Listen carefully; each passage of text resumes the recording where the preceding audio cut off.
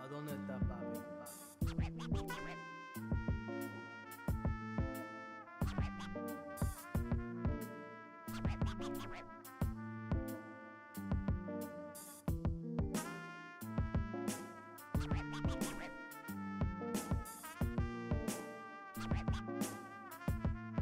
¿A dónde está papi?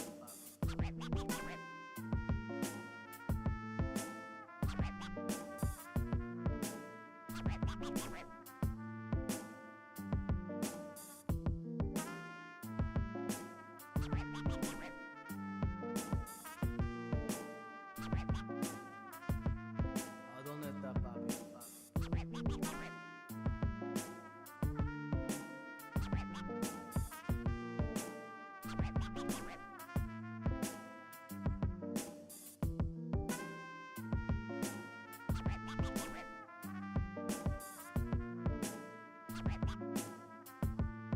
¿A dónde está papi?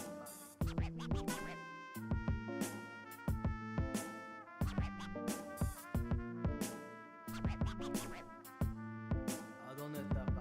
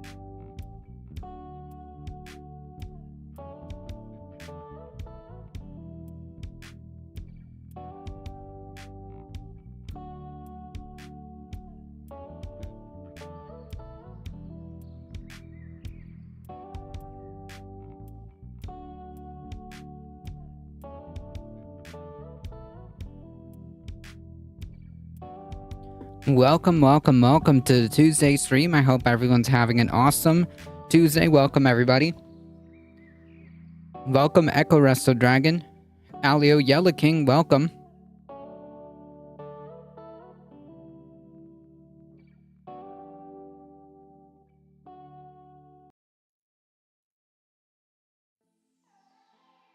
Sharpie Diesel with a tier 1 subscription starting things off. Thank you so much. I appreciate it. 5 months in a row. Thank you. Or 5 months total. Thank you so much. I appreciate it. Thank you for the support. Trump is upset. What else is new? Why is he upset now? Meme article. Okay. Marjorie Taylor Greene pays $100K for McCarthy used chapstick in fundraiser? No way. I mean, this is the Washington Examiner, so we're gonna have to take this with a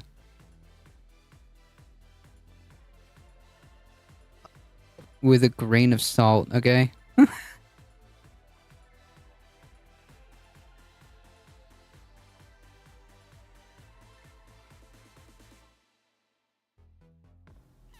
Happy Tuesday. Bye, Pedal Meatbag.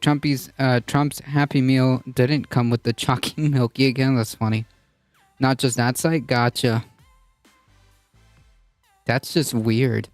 We'll do that one really quick. Indeed, it is Tuesday. Welcome, Cosmic Seeking. Donald Trump was warned to obey court rules as criminal trial date set. Gotcha. Not that he will, but it's just the first one that I found. Okay.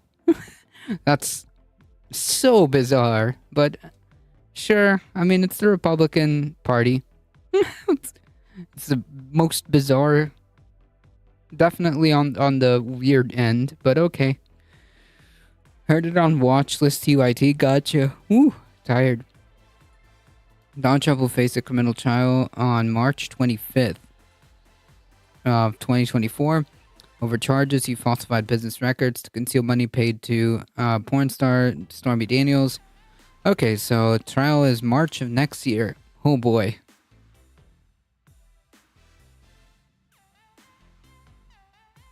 That means Trump will be on trial during the heart of the campaign. When he and his rivals and the Republican candidate will be crisscrossing the country to drum support among the party's faithful. I mean, honestly, I'm not sure just how much, if at all. It might be a detriment. But the only person who's like behind Trump is DeSantis. Who is currently double digits as of now. But yeah.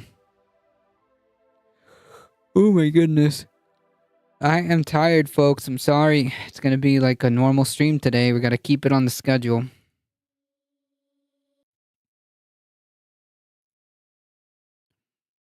Yeah, DeSantis is announcing tomorrow.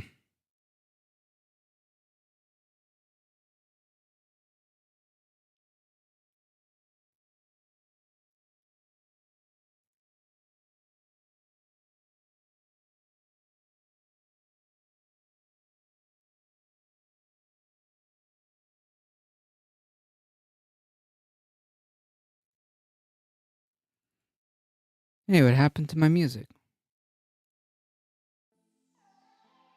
Okay. Anyways.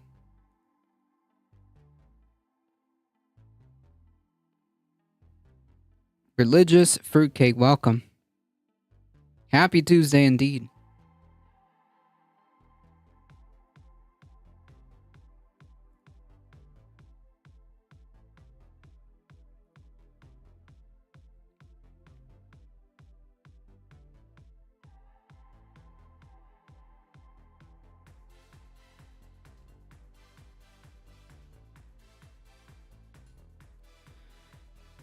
Alright, folks.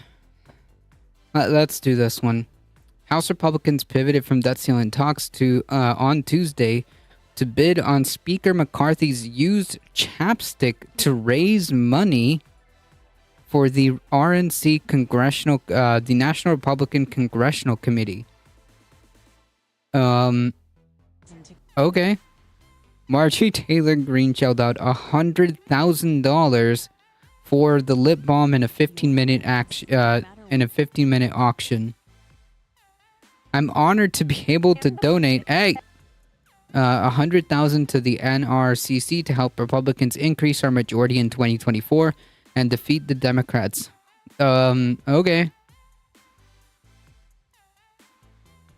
My constituents will be honored to host a visit with Speaker McCarthy, who we all think is doing a great job.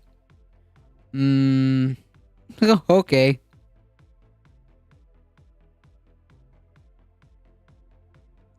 Green only entered the contest after McCarthy agreed to attend a dinner with the highest bidder and invited guests. Oh, God. Could be their selection of donors and supporters. Great job of what? I don't know.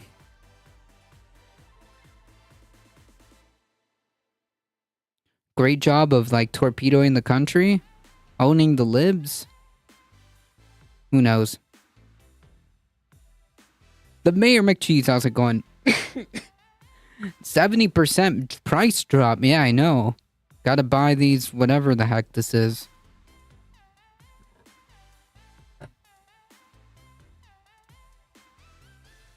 The sidebar from debt ceiling talks resulted in harsh pushback from Democratic lawmakers expressing their frustration at the high price tag of the Speaker's chapstick. MAGA Republicans are paying $100,000 for Speaker McCarthy's chapstick while holding Social Security checks and retirement benefits hostage unless we cut benefits for food benefits for seniors, Medicaid funding, and child care preschool for low-income Americans. High visibility clothing. Gotcha for, like, work.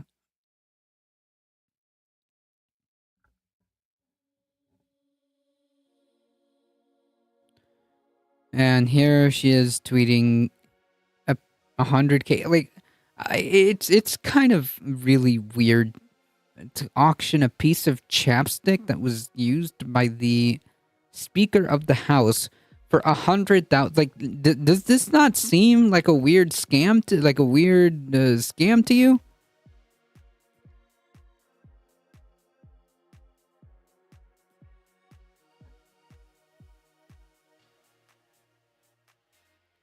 Like, what public employee can just plop down 100K for a fundraiser? Not just 100K for a fundraiser, like, for chapstick.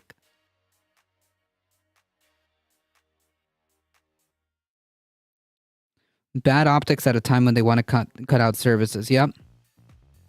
They should have been Twitch normal and sell bathwater. Nah, I don't know how bathwater from Speaker McCarthy is gonna go. Oh my god. Oh yeah, or farts in jars. True. MAGA is weird. Yeah, well.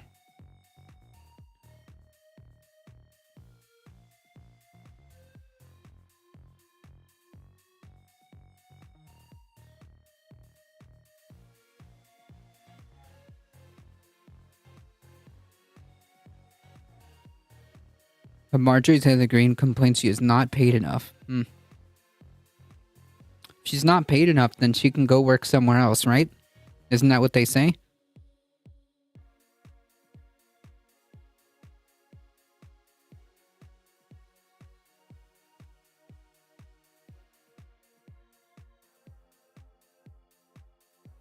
These are people out there that find her hot. There are people that out there that find her hot, and she's such a vile person on the inside alone. Agreed.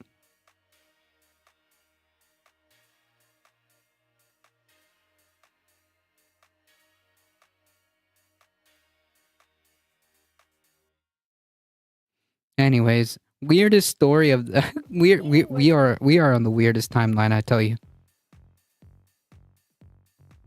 Okie dokie. We're paying 100K for chapstick because the Speaker used it. Gotcha. Meanwhile, like, you're single-handedly torpedoing the country's economy. Holding people's Social Security checks hostage. Threatening to cut social programs for elderly people and for children.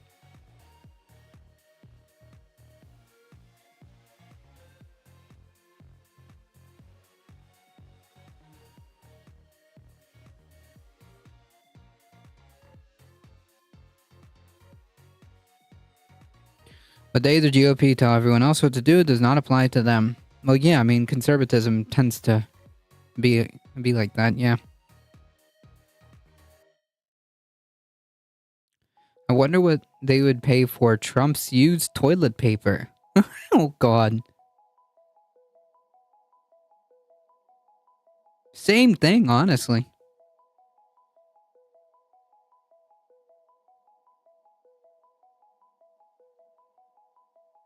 All right, let's talk about it. Well, I got some breaking news. Governor Ron DeSantis, Florida Governor Ron DeSantis, is going to announce. And the Lauren's new guy, the ramen shaman, who is an evangelical music guy. Not surprising. That he is running for president on Wednesday. Tomorrow. In an interview with Elon Musk on Twitter.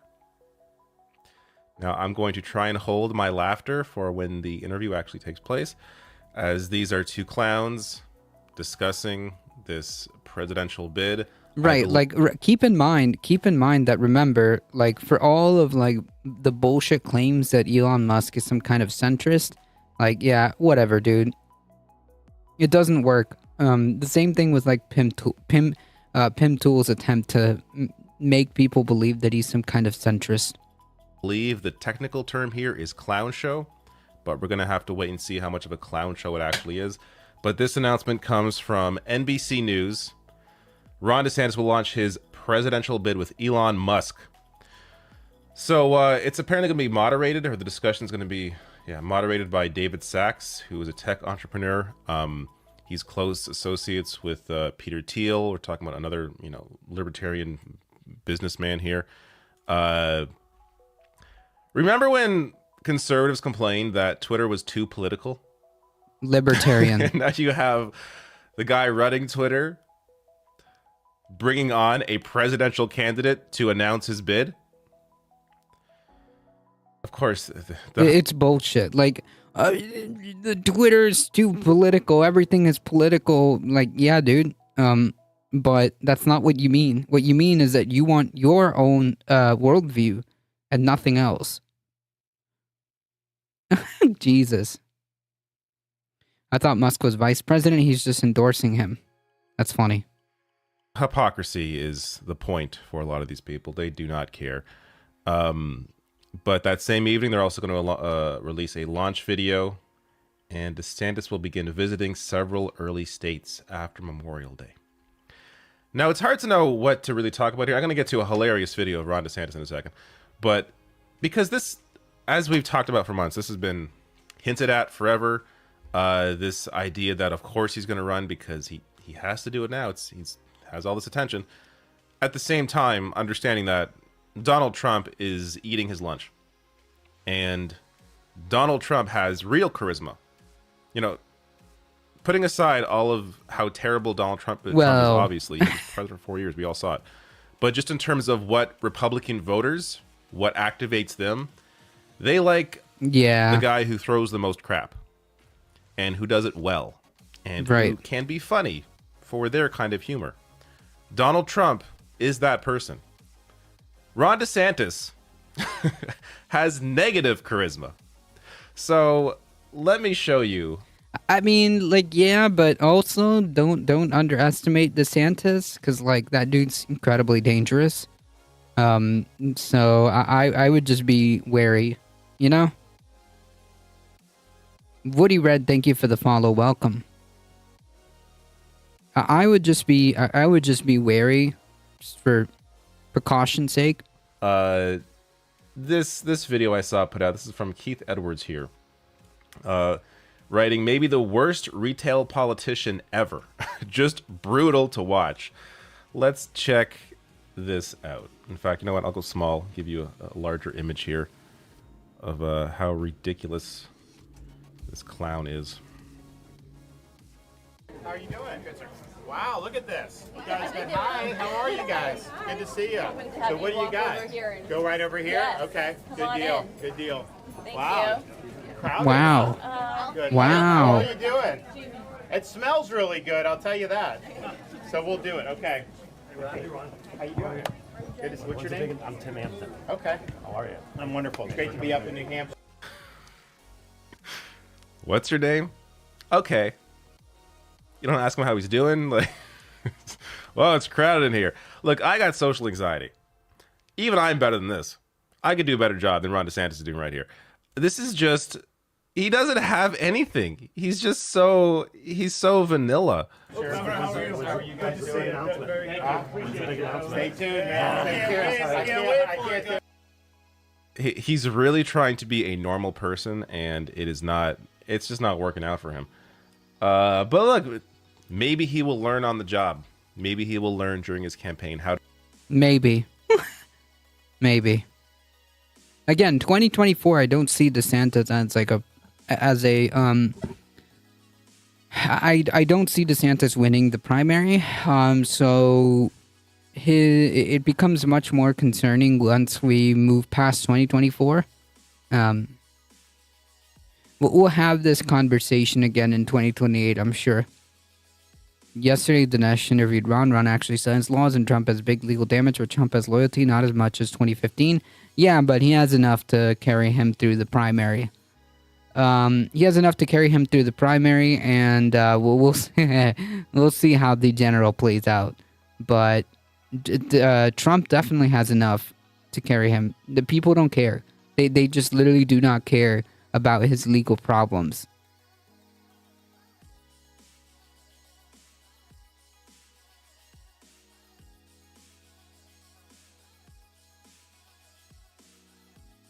how to be a person. We're going to have to see. I feel like there's going to be a lot of hilarious moments coming up out of this campaign, out of this primary in general. So look forward to all that. But what else here? So it's going to be announced on Wednesday at 6 p.m. I also want to share some of what Ron DeSantis has been doing recently, and there's a lot that he's been doing.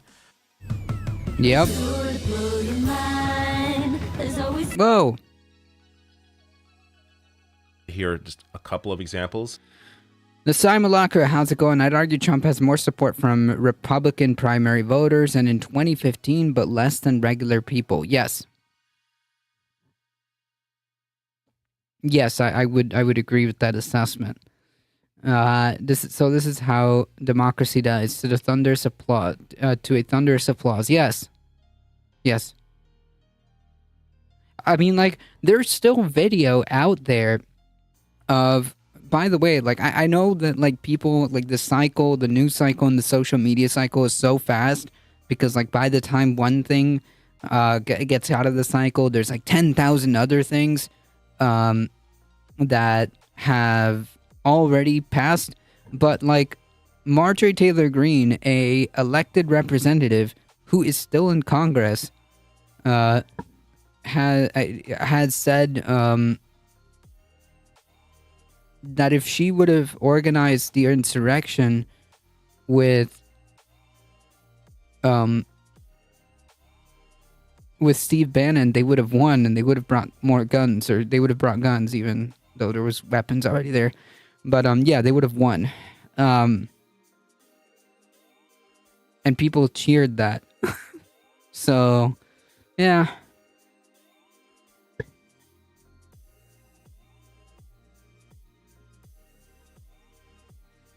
What has never been achieved can never die. True. Democracy can't die if it wasn't a democracy to begin with. And I mean this in a negative way.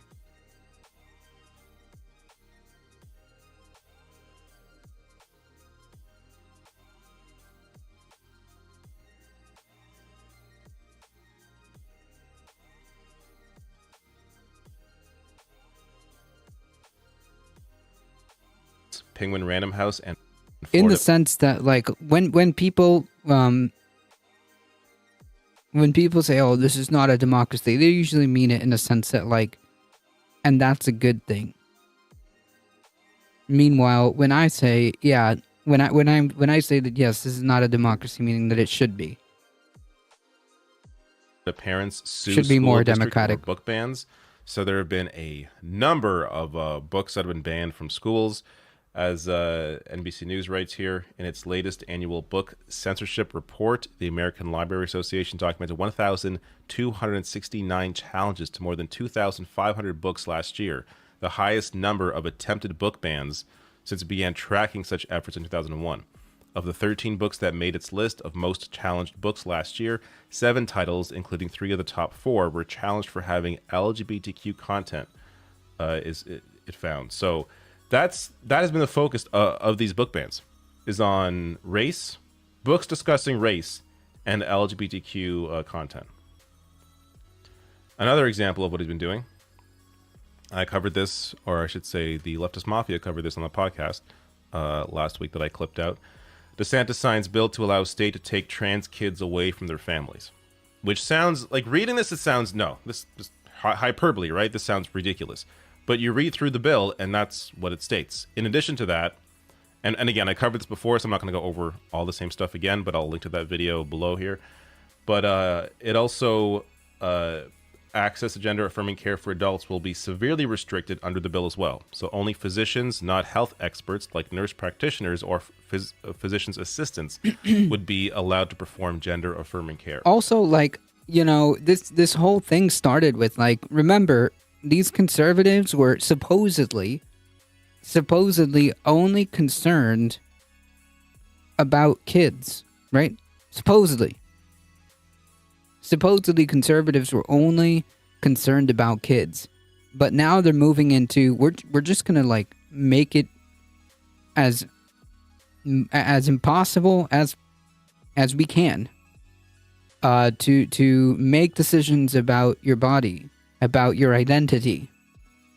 The only decisions that you're allowed to do, and this comes all down from this idea that if you don't fundamentally believe in bodily autonomy, all bets are off, which is where all this is coming from. You as an adult do not have the right to have your identity as you want. You do not have the right to do whatever to make decisions about your body. The GOP says no.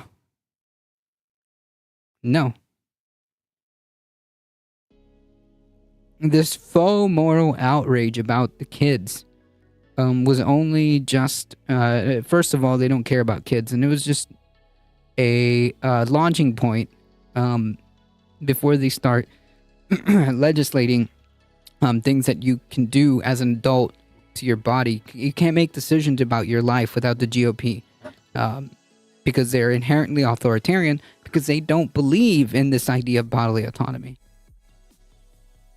That's why this whole thing was it was so important when it came to this whole like Roe versus Wade thing. It kind of laid out the roadmap. Their concern stems from the need to increase the stock of kids they can draw from to indulge their perversions. I mean, we'll get to that. We'll get to the whole groomer thing in a second. But yes, every accusation is just a confession. This is already having widespread impacts. At least one Florida clinic that provides gender-affirming care in the state is staffed by only nurse practitioners, leaving the clinic's patients in limbo, while Planned Parenthood is canceling adults' appointments for gender-affirming care in the state. Look, this stuff doesn't have wide appeal. Like, I would definitely, like, the NAACP, like, putting, like, travel advisories or concerns, in Florida, it's for a reason. It's incredibly concerning. It's incredibly concerning what's happening. And this guy wants to be president? This guy wants to have the levers, the top levers of power in this country? No, thank you. Very scary. Very scary.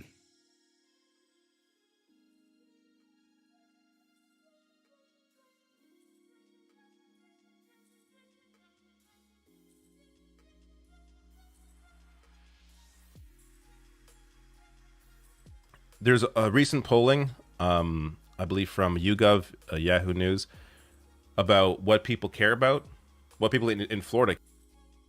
He wants to kidnap all the trans children. I mean, he wants to have the state ability to do so. Yes. Yes.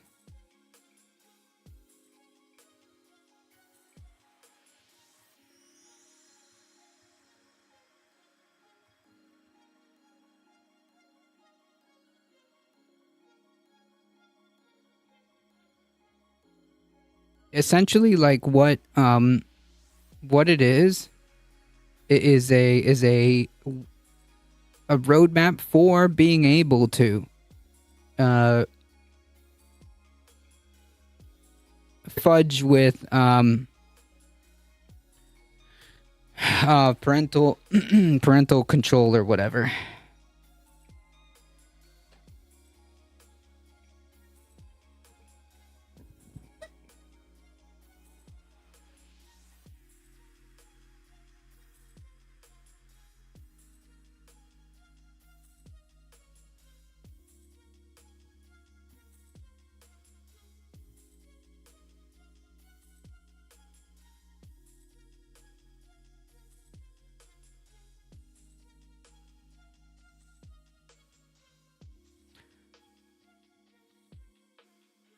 Also, ADT, brother, how do we find more rational content creators like you? I mean, there are a few of us. I hope.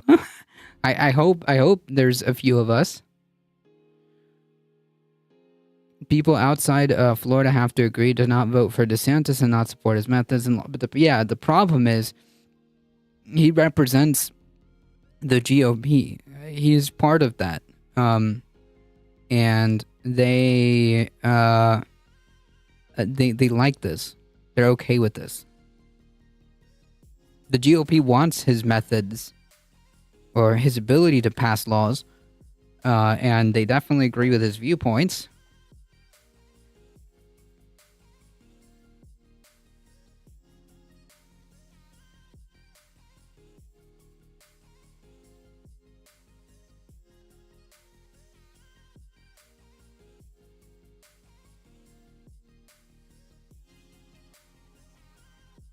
Care about. And I mean, like the rational, like Dave from the Rational National, David Dole, he's pretty rational. I mean, it's in his name, right?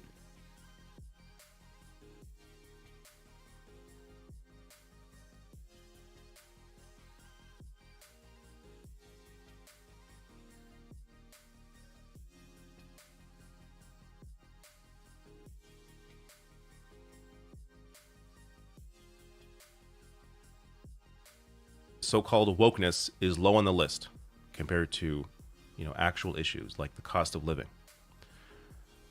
You wonder at some point how much of this can you actually do until people are just completely turned off, regardless of where they sit politically. Because if this is the majority of what you're doing in Florida, and it is, while not addressing things like the cost of living, then I don't know, like, what is the appeal here? What is the appeal of Ron DeSantis, really? And that's if you care about issues.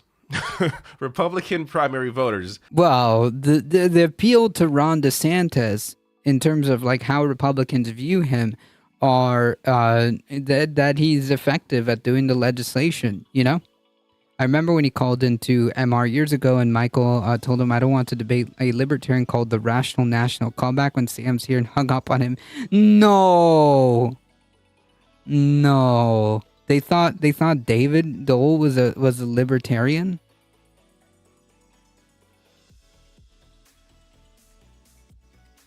Wow. Because of the name? To be fair, I've gotten the same thing. Not from the majority report, but like, to be fair, I've gotten several chatters who thought like a difficult truth was some kind of like red pill based name. So I guess I could see that, but like also jumping the shark there.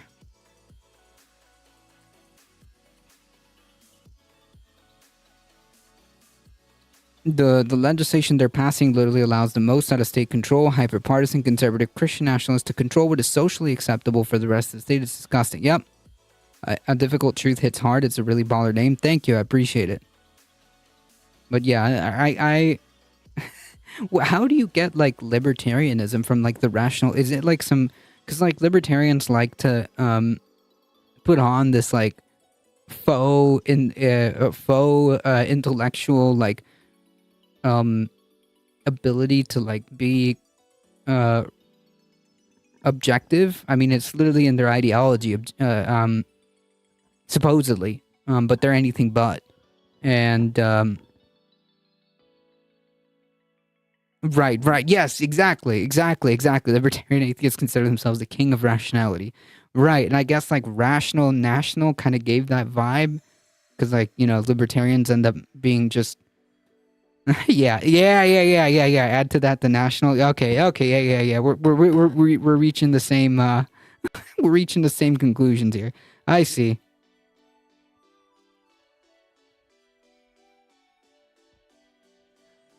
Shame.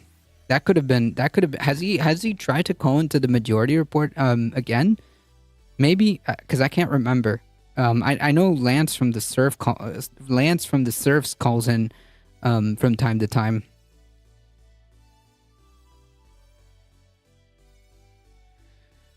Until you ask something, yeah. Ask libertarians about the age of consent. They'll tell you all about it. Have shown they don't really care. They care about who is the loudest baboon. And that has been Donald Trump now for, you know, a good few years, and it's still him. Ron DeSantis doesn't have that in him. He isn't funny. He isn't charismatic. He doesn't have the ability to really, hit Trump hard in any way. I just don't. Libertarian used to be a somewhat respectable view in life. Now it's just a way for conservatives to feel cool. I don't know about that.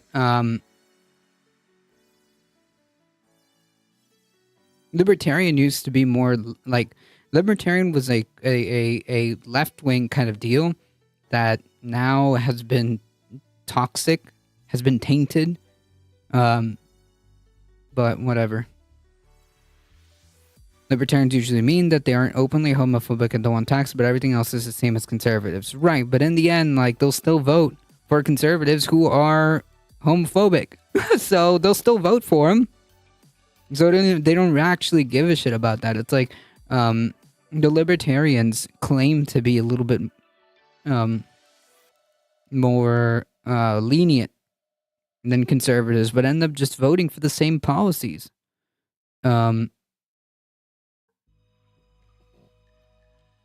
Libertarian used to be more socially liberal. Maybe. But even then, they'll still vote for Republicans.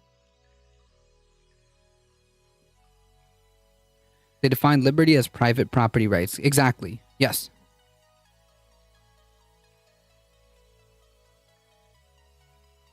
If you've ever had to debate libertarians, it's one of the most exhausting conversations.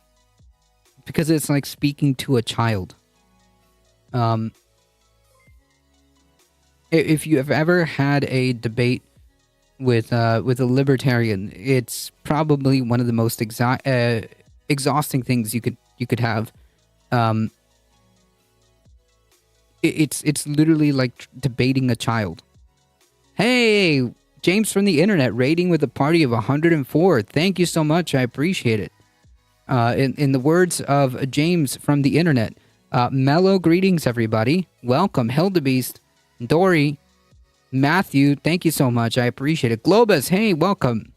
Welcome, everybody. Welcome. Jason Society, let's go. Welcome. Folks. Joint Specialist, welcome. Michael Hassler, if you have not seen me before, I am a difficult truth. I do the news, I do the politics, Monday through Thursday, 5 p.m. Eastern Time. If you enjoy your stay, consider hitting the follow button. You get some free emotes. And I hope you enjoy the content. Thank you so much, James. If you guys don't know or haven't already, I would highly recommend to check out James from the internet. They are James and they are from the internet. This is a true thing. Oh, shoot. Wrong one. Sorry. Hold on. I can do this, I promise.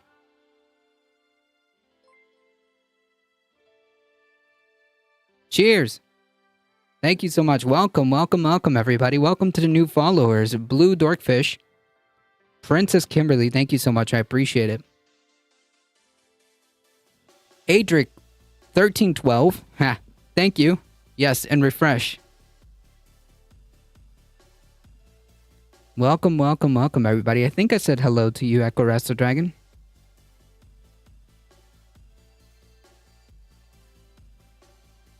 Welcome. All right. 2023, more like 1984. True. All right, we're going to power through this Rational National video. TLDR, I have been here. Okay, cool. Sorry, I'm just trying to make sure I get everybody. TLDR, join the conversation about perverts. Yes, debating. Yes, like the thing that I was saying, the point that I was saying before everybody came in was like debating a libertarian is probably the most exhausting thing you could do, because it's like talking to their worldview is that of a child, and the logic used to reach said worldview is that of a child. It's like talking to libertarians in a serious manner is an exercise in futility.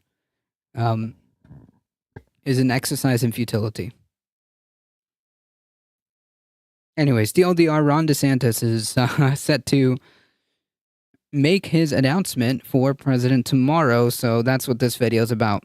I don't see it happening. You know, unless Trump is out of the race for some other reason, I can't imagine Ron DeSantis doing very well. But I am looking forward to seeing this Twitter announcement. If it even, like, Twitter is such a technical mess that I wouldn't be surprised if the Twitter Spaces interview that they're doing doesn't even work properly. If it, goes offline, something happens, then they'll end up blaming the left. Oh, the left took it down. It was hackers. As opposed to it being just, Twitter being a complete mess as it's been since Elon Musk took over. But I like, what are these guys going to talk about? It's all such clownish behavior. And yeah, like the entire premise of this interview, I'm going to posit that it's going to be about the culture war and fighting wokeness. That would be hilarious if Twitter went down. True. I've got a feeling that the reason why DeSantis is going to make this announcement with Elon Musk, and like it's because like a lot of this interview is going to have to do with like taking down the radical woke mob, and because that's like the only thing that would make sense, in terms of like what they're going to talk about. Because that's it. That's all DeSantis has in terms of like policy platform. And unfortunately, they have power.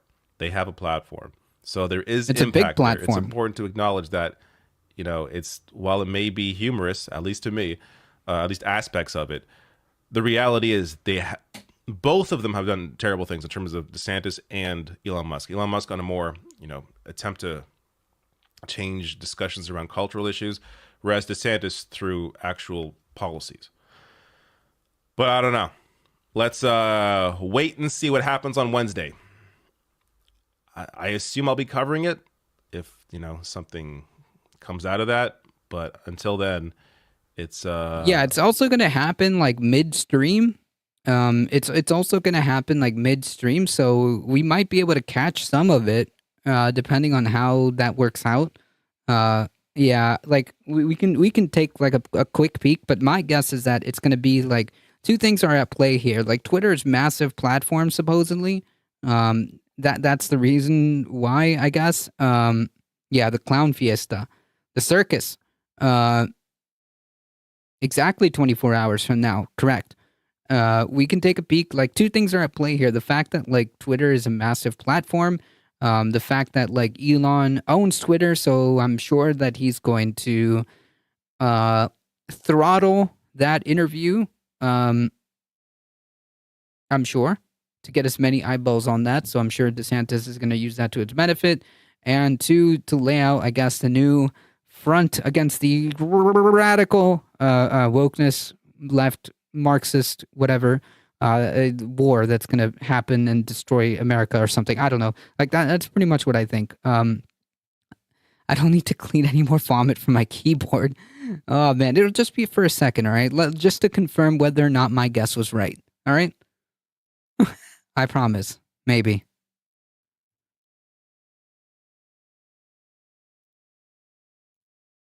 However, on a more serious note,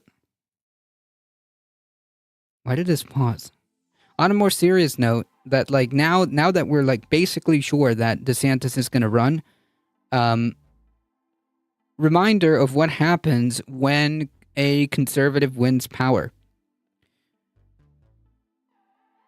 DeSantis teases his 2024 campaign by vowing to appoint 7th conservative Supreme Court justice and makes dig at arch rival by saying he can serve 8 years in office.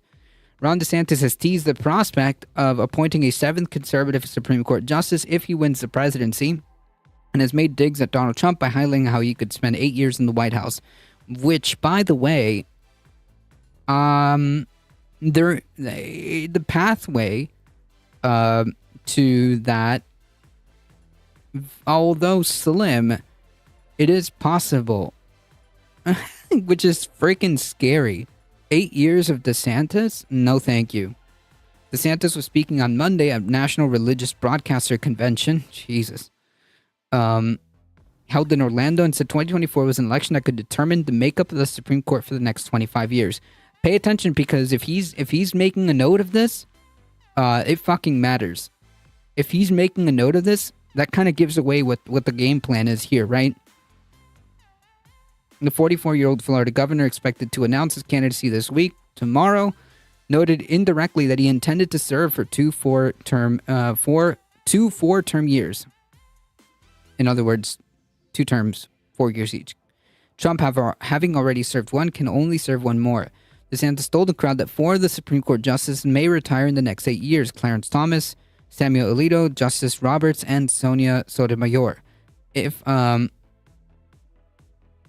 Sotomayor retires in the next 8 years and a Republican is in office, that would do it.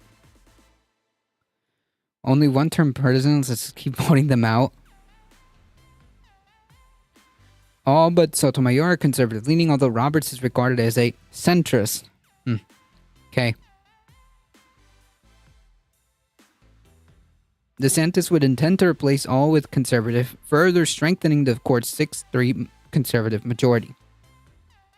I think if you look over the next 2 presidential terms, there's a good chance that you could be called upon to seek replacements for Justice Clarence Thomas and Justice Alito. And the issue with that is that you can't really do better. You can't really do better than those 2. So, like, yeah, harsh. So basically, what he's saying is that we need more of that.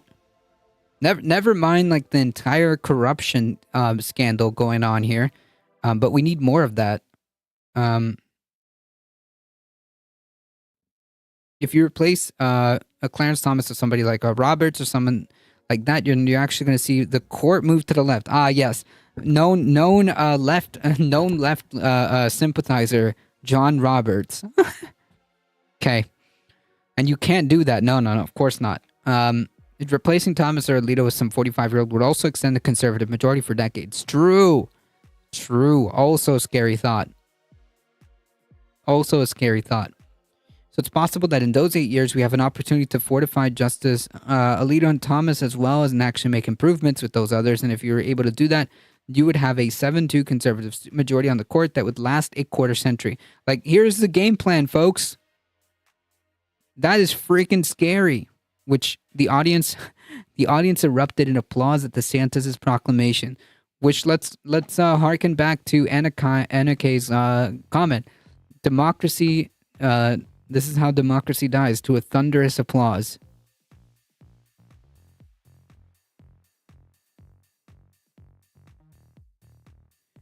DeSantis is expected to announce his own presidential candidacy on May 24th, tomorrow, at an event in Miami. All right. So just to kind of close that segment with this. This is a threat, and he means this, and also conservatives are telling you exactly what the plan is here. They've been doing this via the courts. DeSantis would surely appoint DeSantis would surely appoint reasonable centrist judges. True, known reasonable centrist Ron DeSantis. Known reasonable centrist. Gotcha. Yeah, so here's the game plan. They've been doing this since the Trump era. They've been trying to put as many federal judges as possible. The move with the Supreme Court that ended up torpedoing Roe versus Wade. I mean, they're just going to keep doing it. If this plan seems to have worked for conservatives, they're just going to keep doing it.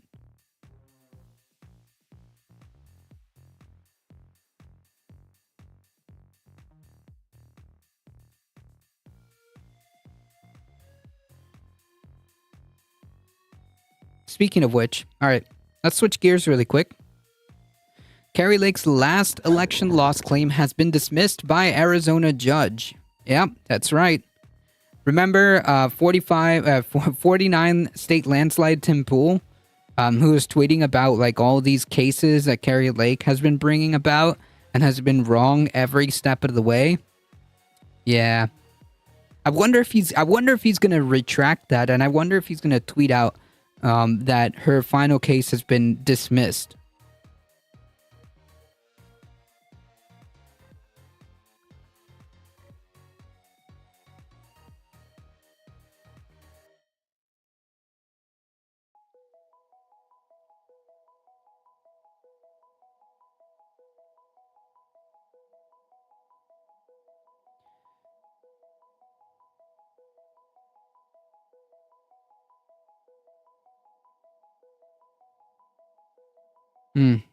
What are we up to, Tim Pool?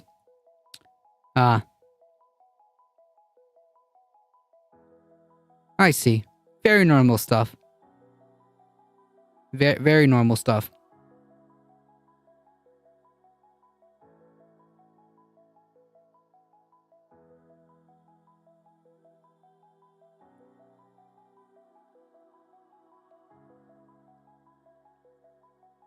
Terminally unemployed woman terrorizes Arizona. True. That's a better headline. I'm a failed candidate, Kari Lake. True. Just like L after L after L after L completely.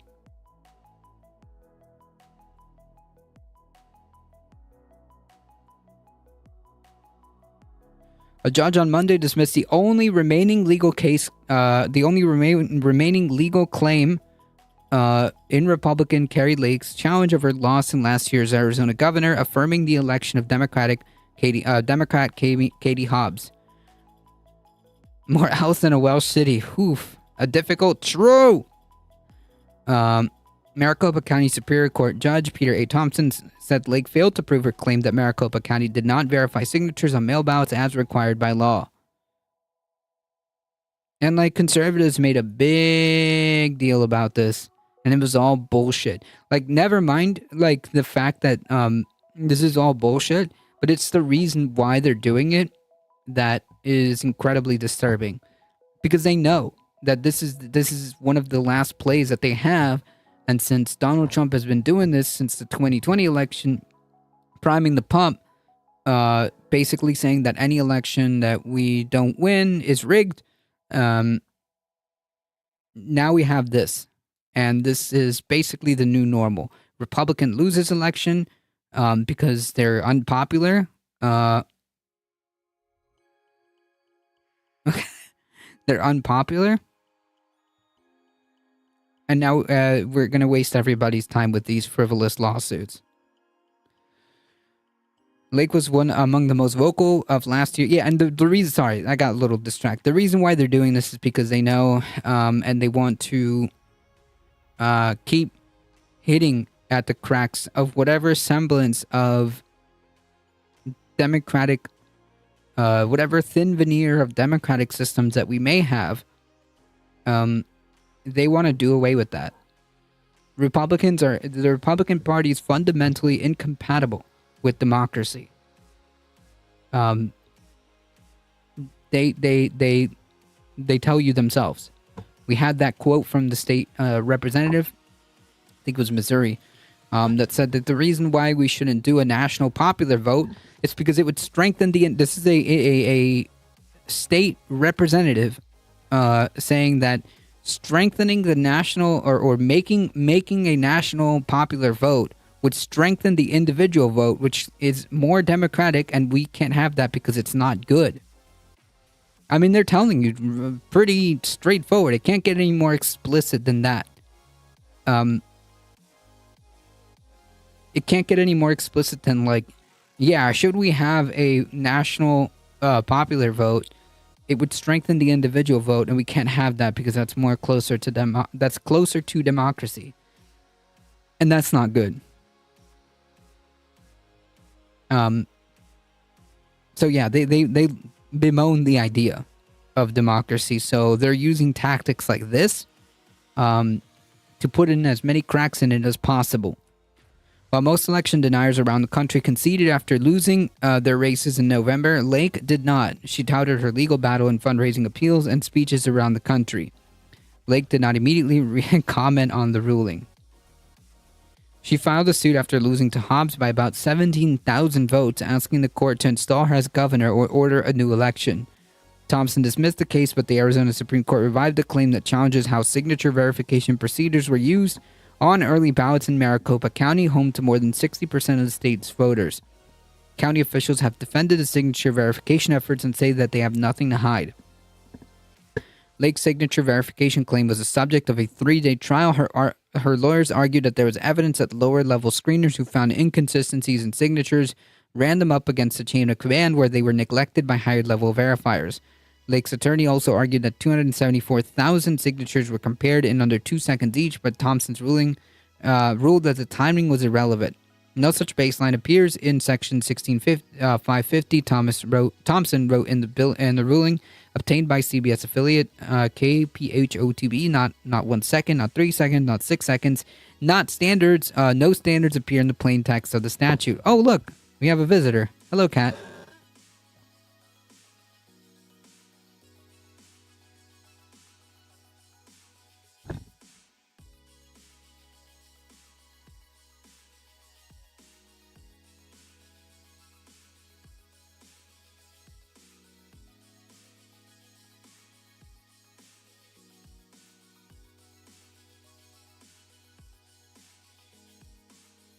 Look at this cat.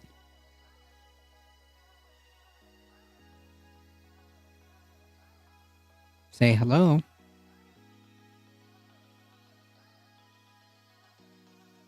You're free to hang out on my lap.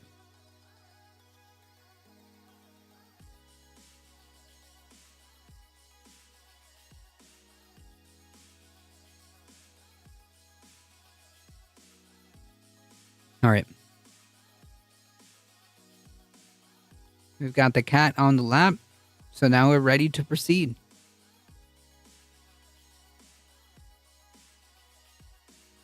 No review is required by statute or the EPM to spend any specific length of time on any particular signature. Thompson also noted that the court finds that looking at signatures that, by and large, have inconsistent characteristics will require only a cursory examination and thus take very little time. There's no statutory, hey, come back. There's no statutory regulatory requirement that a specific amount of time be applied to review any given signature at any level of review. Lake did not contest whether voters' signatures on ballots and envelopes matched those in the voting records. The former TV anchor faced a high bar in proving not only her allegation over signature verification efforts, but also that it had affected the outcome of her race. Thompson, who was appointed to the bench by former Republican Governor Jan Brewer, said she did not meet that high bar. The evidence that the court received does not support the plaintiff's remaining claim. Earlier in the lawsuit, Lake focused on problems with the ballot printer at some polling places in Maricopa County. The defective printers were produced ballots that were too late to be read by the on-site tabulators at polling places.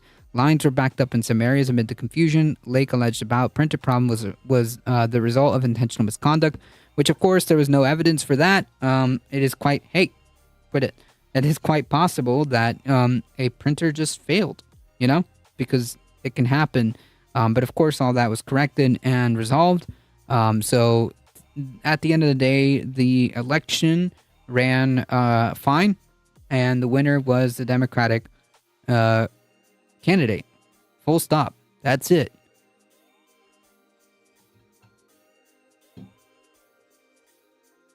Come on, kitty. Leave it alone. The following month, the state Supreme Court declined to hear all of Lake's appeals, saying that there was no evidence to support her claim that more than 35,000 ballots were added to vote totals. Of course, there's no evidence, so no case there. Earlier this month, the court sanctioned Lake's lawyers for $2,000 for making false statements when saying that more than 35,000 ballots had been improperly added to the count. Yeah.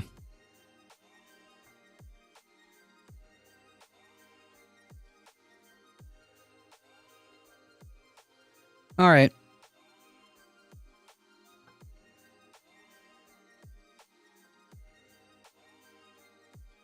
Stop it, kitty.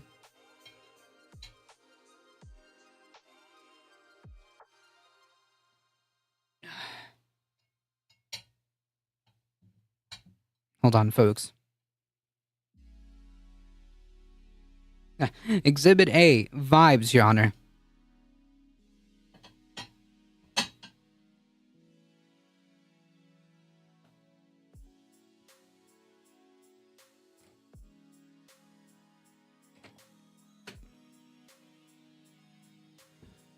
Sorry, both over 20 MAGA senators and representatives do not want them to rewrite the U.S. Constitution. Western world has never been a true democracy, but MAGA will erase any democracy at all, and I would like at least two parties in the Western world. I do not support TYT's view of, parties. I don't know what this has to do with the current topic, but yeah, I would prefer more parties.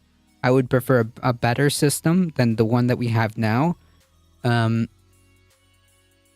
However, it is true that, Republicans will and have been and will continue to dismantle whatever thin veneer of democratic systems, whatever whatever thin veneer of that is that we have at this time. They mean to destroy it, and they're very serious about it. The Republican Party is incompatible with democracy. It's just period, full stop. There is no doubt about it. But yeah, I can also say that the two-party system is garbage because it is what's leading us to where we are now. Would I prefer a better system? Yes. Would I prefer a more democratic system? Yes. And that's just a TLDR on that. How do we get to a more democratic system? Different ways. One being fighting for ranked choice voting.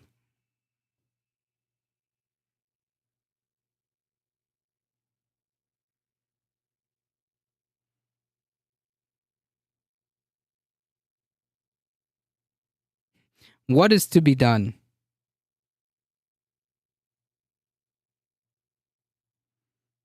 electorally speaking, you organize on the ground level and get ballot initiatives. You organize on the ground and get ballot initiatives for ranked choice voting.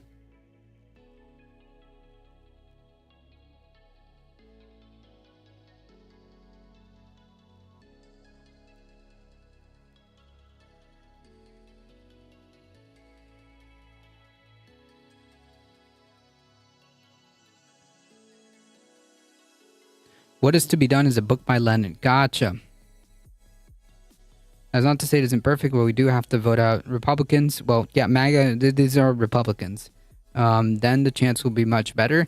Well, the point being is that I don't know if the chances will be better or worse. However, we're facing a threat that's much larger. Like the way I put it, the way I explained it, is that I fear more a scenario where Republicans have power. I mean real power in terms of like, oh, okay, they got the National Senate, House, and presidency, plus the Supreme Court. Like that's a scary. I'm more afraid of that scenario than I am angry at the Democratic Party. Does that make sense? So like the Democratic Party isn't even a factor here in the way I think. It's more like these people are incredibly dangerous. Incredibly dangerous. So, yeah.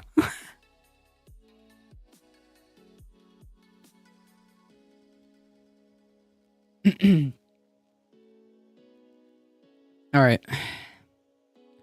Just a quick recap here. No signs of progress from White House Republicans in tough debt ceiling talks. So this is the political football that has been tossed around, which could result in millions of people getting screwed. And make no mistake, this is because of Republicans. Republicans have offered a heads I win, tails you lose scenario where either you capitulate to cuts that will hurt seniors, that will hurt that will hurt poor people, that will hurt kids, or we go into default and these programs get screwed anyways.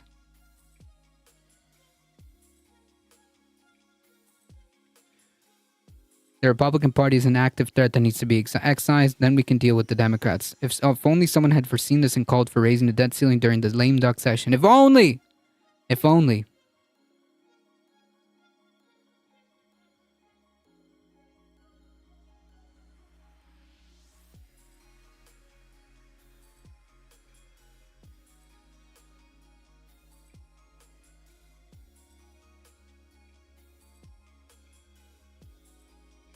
If only.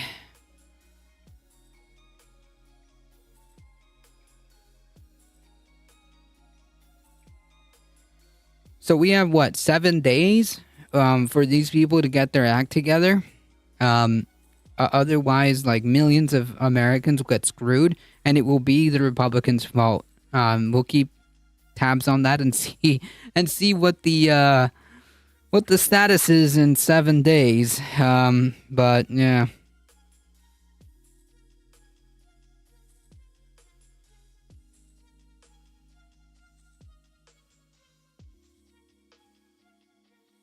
Let's talk about the Catholic Church, huh? Illinois, nearly 2,000 children abused by Catholic clergy over 70-year period. 7 decades and 2,000 children. An Illinois Attorney General Office investigation released on Tuesday, today, that found 451 Catholic clergy sexually abused nearly 2,000 children in the state. Do you think like Republicans are going to be talking about this with regards to like the whole groomer thing? Do you think Republicans are going to be talking about this? Do you think Republicans care when they say, We care about children and protecting kids. Do you think that they're gonna address this at all in any way, shape, or form? No. No. Every accusation is just a confession. It's them. But okay. In the state for nearly a 70-year period, which is more than 4 times the 103 individuals the church named when the state began its review in 2018. The Attorney General, Kwame Raoul, said that at a news conference that investigators found the Catholic clergy abused 1,997 children in Illinois between 1950 and 2019. In some circles, they'll talk about it. Evangelicals and the Klan hate Catholics. That's interesting. Is it just like some dogmatic problem that they have? Because it seems like they'll gel with each other. The problem isn't the Catholic Church. It's gay priest Matt Walsh. He really said that? Cause honestly, irked. If Matt Walsh said that, like it wouldn't. Oh, he did. Oh yeah. I mean, there you go. It's so hard to distill what was like sarcastic. It was so hard to distill what was sarcastic versus like what actually someone like what someone like Matt Walsh would say. But yeah, not surprising. Not surprising. Here we are. More or less, they feel that the Pope is a false leader / Antichrist. Got it. The problem isn't the Catholic Church; it's gay priests. This is wild. You know, it wouldn't surprise me if Matt Walsh. It wouldn't. Let's just say it wouldn't be surprising that if a story came out that Matt Walsh was engaged in some activity that involved a minor. Like if a story like that ever came out, let's just say it wouldn't surprise me. Okay? It's always the gays that are to blame for his whole shtick. Yeah, it's usually well now it's mostly like mostly trans. Like he's on this whole like trans thing. They've switched not entirely, but they definitely have targeted more the trans community. I guess it makes they decided to target the trans community because, well, the more vulnerable, the smaller the community is, then the better for them anyways. But yeah, we need to seize Matt Walsh's computer. That's all I'm saying. Yeah, like that's it. Yeah, someone should probably like again. Let's just say a story came out that Matt Walsh was involved with something that involved a minor. It would not be surprising. Oh, okay. I see what you mean, Eric. Yeah, gotcha. It would not be surprising in the least. I mean, like, how telling is it that, like, this dude and his ilk, which, by the way, he's still employed by the Daily Wire, so this is, like, they're all complicit and okay with this. They're more interested in protecting the church over children, while simultaneously pretending to care about children. It's like literally 1984. They doublespeak. In the same breath, they say protect the children, while doing fuck all when actual abuse is happening.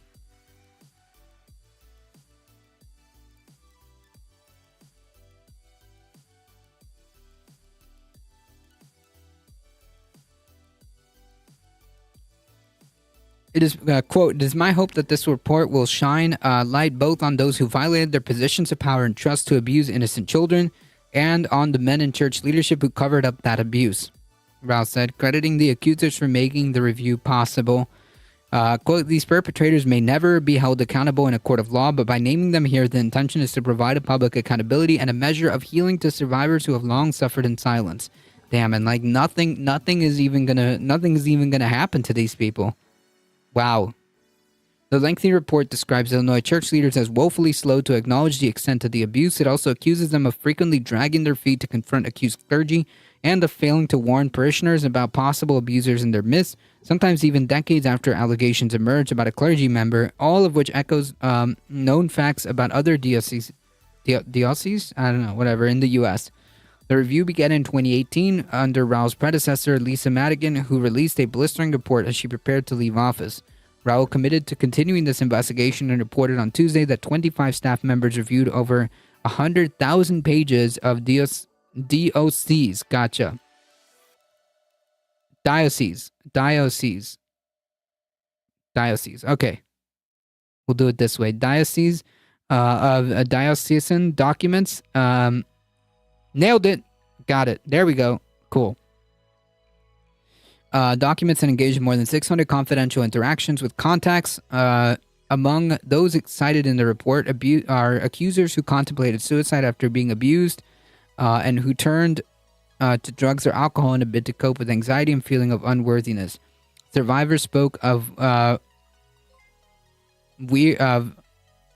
years and often decades of struggling challenges including insomnia, anxiety, trust issues, nightmare and suicidal ideation, guilt, addiction, alcoholism, depression, post-traumatic stress disorder, issues creating and maintaining relationships, and sexual side effects. Casey Lee with a party of 9. Thank you so much for the raid. Welcome, everybody. Welcome. A raid incoming. I see that. Thank you. Welcome, everybody.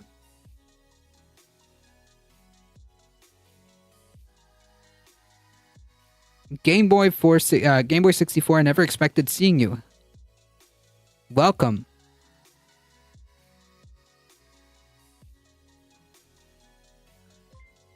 Folks, if you have not seen me before, I am a difficult truth. I do the news. I do the politics. I'm here Monday through Thursday, 5 p.m. Eastern Time. If you enjoy the content, hit the follow button. It really does help us out. I appreciate it. Thank you so much. Thank you so much for the raid and bringing your wonderful community. Casey Lee IRL. Let me give a quick shout out, folks. And thank you for the follow. I remember that.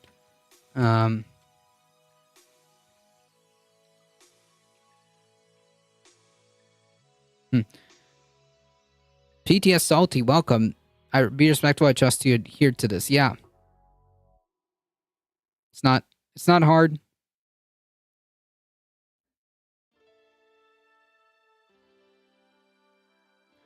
And churches are definitely a theocracy and waits until lots. I mean, yeah, but it's religion. Like it's inherent. To expose their selfish inherence to religion and management, even when it scars children. Yeah, because they don't care. They don't care. It's about control and power. And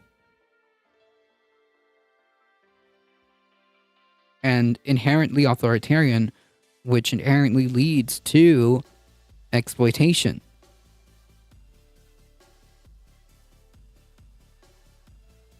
Kids get hurt.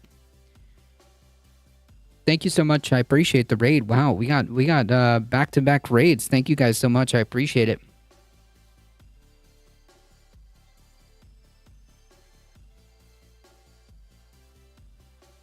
In a statement released Tuesday, the Survivors Network of those abused by priests called the report stunning, but emphasized that the number of victims and abusers cited by state investigators are likely undercounted. There's no questioning the facts of the report until 2018 when the investigation began.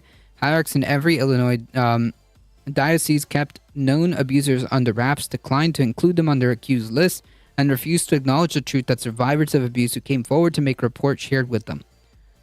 It is, to us, in a word, disgusting that these supposed shepherds would lie so blatantly. Huh. In a joint statement issued, when you elevate certain people over others, they abuse their power. Imagine that. Yep. And who ends up suffering? The most vulnerable.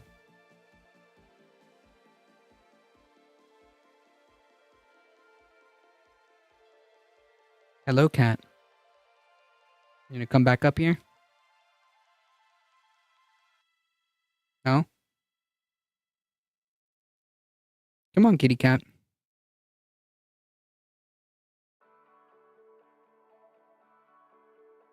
No? Alright.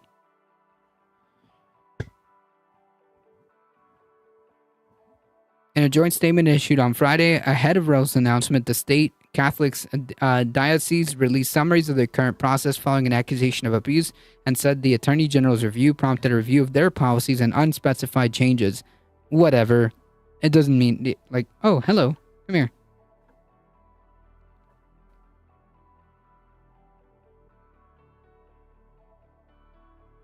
Alright, Alio, we'll see if we can get to that, mandolin riff.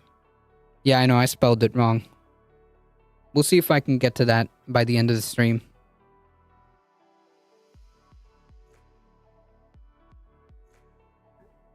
Look at this purr machine.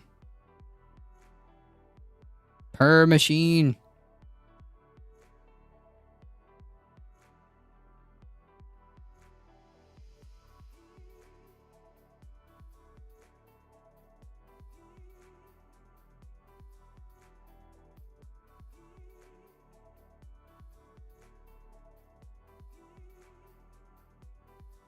How long have I been playing? Not very long in terms of like the mandolin.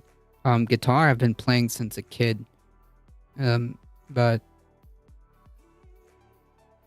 the mandolin I don't play that often, nor do I know a lot. A permanent fixture around here. Correct. Ah!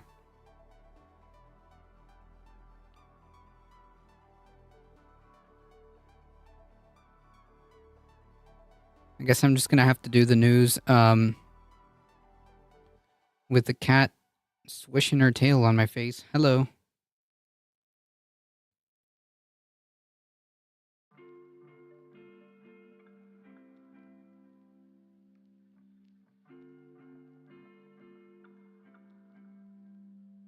It's up to you. No, the point of me putting the, I lurk, but Kitty is cute. Yes. The whole point of me putting mandolin is so that I'm forced to play it. I'm never gonna learn if I'm not forced to play it.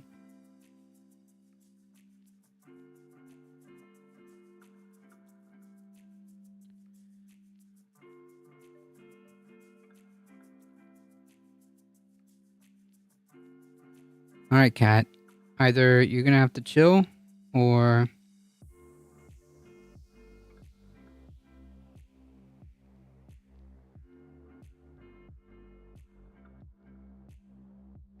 Did you grow up in a musical family or took performance up for yourself? Nah, I'm the only musician. Globus,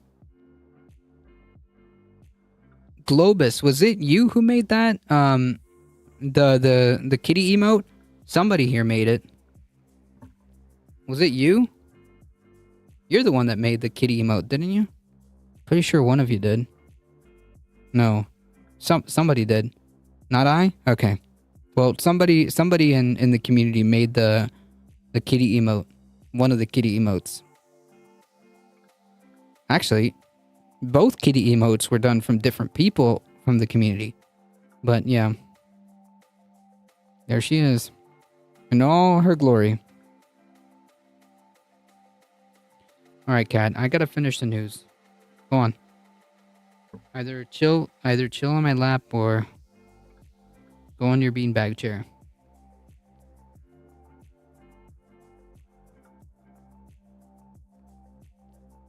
Hey, stop it. Go on.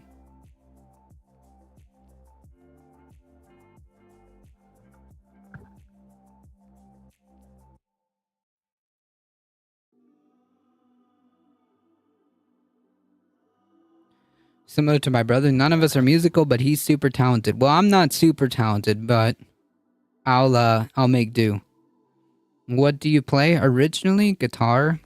I can play bass. I can also play a couple of... Hello, cat. A couple of chords on the keyboard. A couple of chords on the mandolin. And Ukulele. Oh, stop it.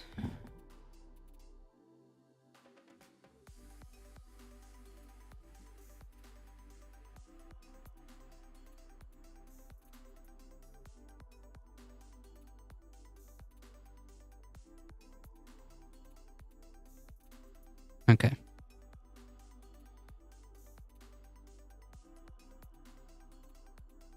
At this time, working with the Office of Attorney General of Illinois, the leaders of all 6 Illinois dioceses endeavor to make clear and update our approach, mindful of our lived experience and best practice in this field.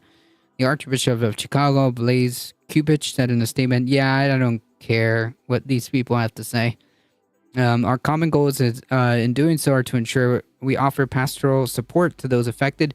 I mean, the last thing that I would want is pastoral support. Like, you can fuck all the way off with that and work diligently to prevent it from occurring again. You've had decades of this. You've had decades of this. The preliminary report conducted under Madigan found that the diocese had done a woefully inadequate job of investigating allegations. Two accused Catholic leaders of making decisions and policies that allowed known child sex abusers to hide, often in plain sight. He added that the statute of limitations has expired in many cases and that those abusers will never see justice in a legal sense. Similar government-led investigations detailing reports of clergy sexual abuse and church leaders' failure to hold the perpetrators accountable have rocked the archdiocese in other states, including Pennsylvania and Maryland. Governments in other states, including Louisiana, have refused to launch similar investigations. That remains the case even as Louisiana's largest archdiocese in New Orleans has had to expand its roster of clerics whom it considers to be incredibly suspect of child molestation. Repeatedly after its initial release in 2018, amid reports from media and victims highlighting offenders who should have been included but were omitted.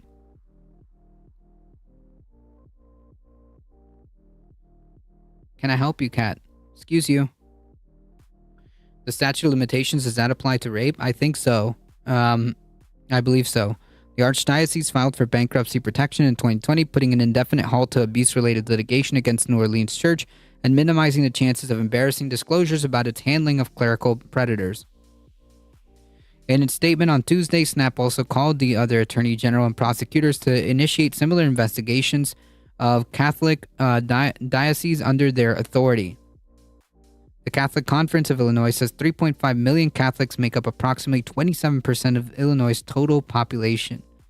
Over here, rape and murder has no limitation or cover.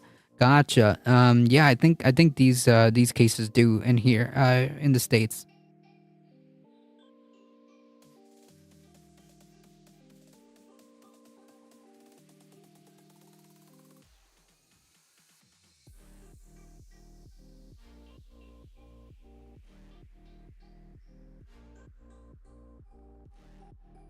All right, let's talk about this, because this is serious. All right, kitty cat, hold on. Give me 1 second, folks, and I will be right back. I'm also going to grab the mandolin while I'm at it. Come on, cat.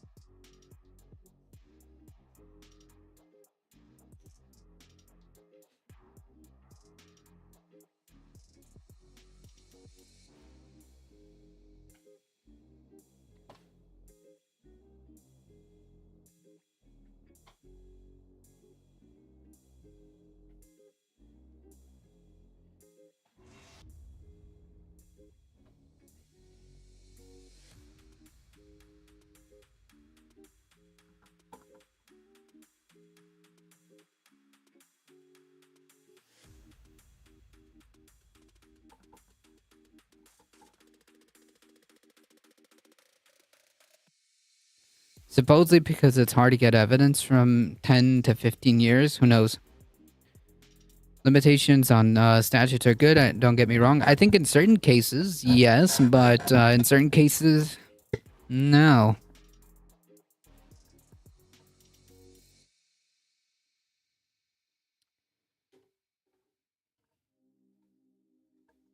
Let's see if I can make something with this thing.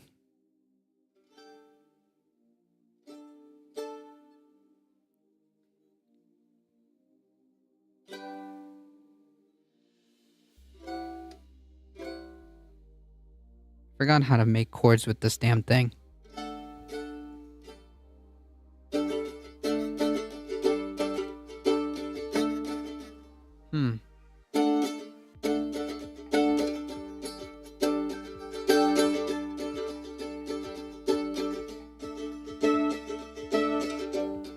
Nah.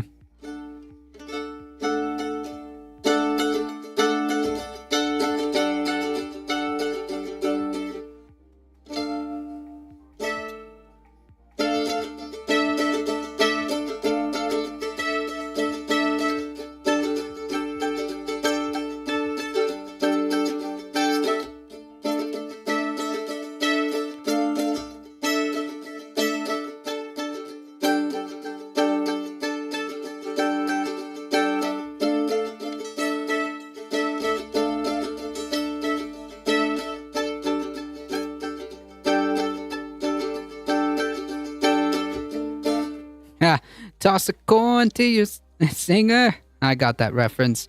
Officially invited to the Homestead commune when things fall apart. You can give us the community news while singing kind of like a jester. There you go. Led Zeppelin now. No, I don't know how to play Led Zeppelin on the mandolin.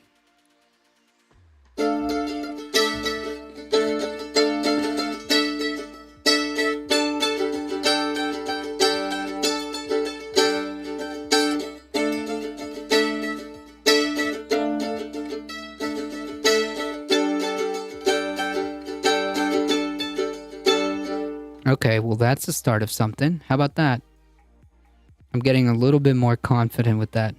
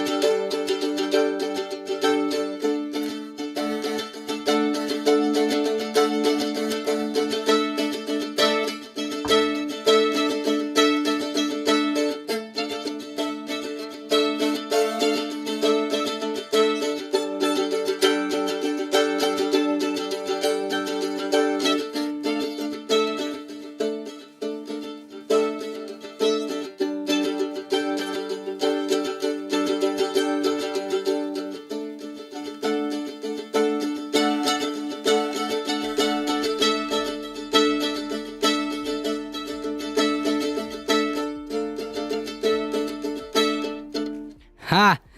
Oh man, that's a very good question, Elron, right? The fact that we even had to the fact that that actually also went through my mind. The fact that you made that question, you asked that, you posed that question, and that question also went through my head the moment I saw this. I was like, wait a minute, whose flag? There we go. So yeah, we got there. We got there. We made it. We made it. I think that counts as a riff, right? I think that counts as making up a riff. Completely from scratch. The fact that the fact that that question has to be posed is quite damning. But yes. Moving Trade Media, how's it going? I kind of like that riff. I could almost hear Robert Plant busting into a song. I mean, like, it is true that I listened to a lot of Led Zeppelin because of my dad. But yeah, I have no idea how to. I did not get um inspiration in terms of like I didn't do that on purpose, if that helps to explain it. The mandolin is not an instrument that I play a lot, but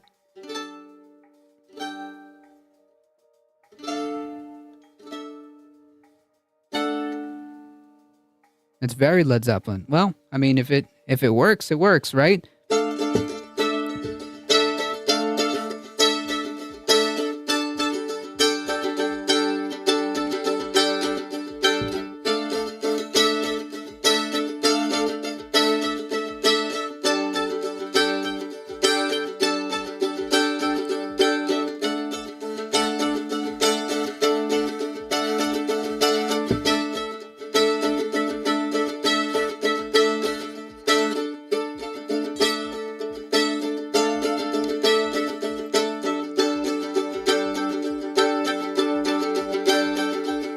There you go. Ah! That's how it should sound all together. Battle of Evermore's on 4, isn't it? Shoot. I think I've listened to all of them. Battle.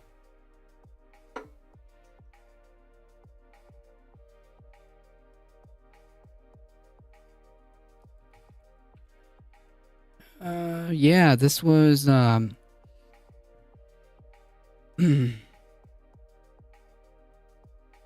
it was on 4. That's right. Yep. ADT about to equally distribute these vibes. True. The final episode, the final possible legal challenge to Led Zeppelin's ownership of Stairway to Heaven has been defeated. The band was sued for copyright in 2014. Yes, I remember this. A court of appeals upheld the original verdict earlier this year. Now the U.S. Supreme Court has declined to hear it. Gotcha. The Stairway album. Yep. Yes, it is a mandolin-driven song. Yes.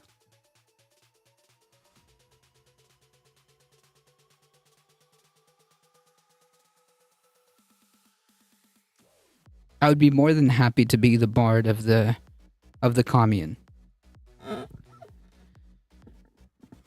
I love how companies really trying to sue based on building blocks of song composition.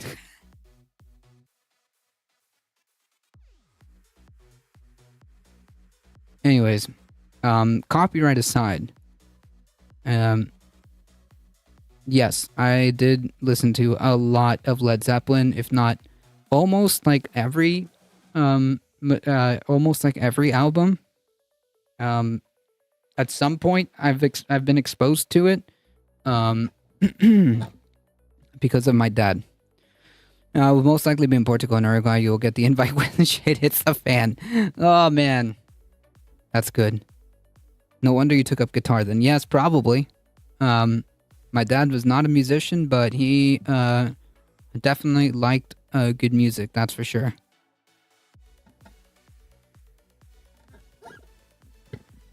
Alright, folks. Last story, incredibly important. I'm more of a piano player, but the mandolin sounds nice. It does. I like the mandolin. Zep did totally steal Stairway to Heaven from a band that supported them, though. Page did a better job of playing it, but that's a total steal. With minor mods, inspiration doesn't really cover it. Yeah. Yeah, I don't know if you've listened to that song, but it's so... Oh my god, it's... I bet I'm almost willing that, like, if you close your eyes and just play, like, the initial, like, bits and pieces of it, it's almost indistinguishable. Which is where that lawsuit came from. Alright. Focus, folks. 19-year-old arrested on multiple charges after crashing into barrier near the White House. Yes, another domestic terrorism. And yes, not not the left. Great, now I got...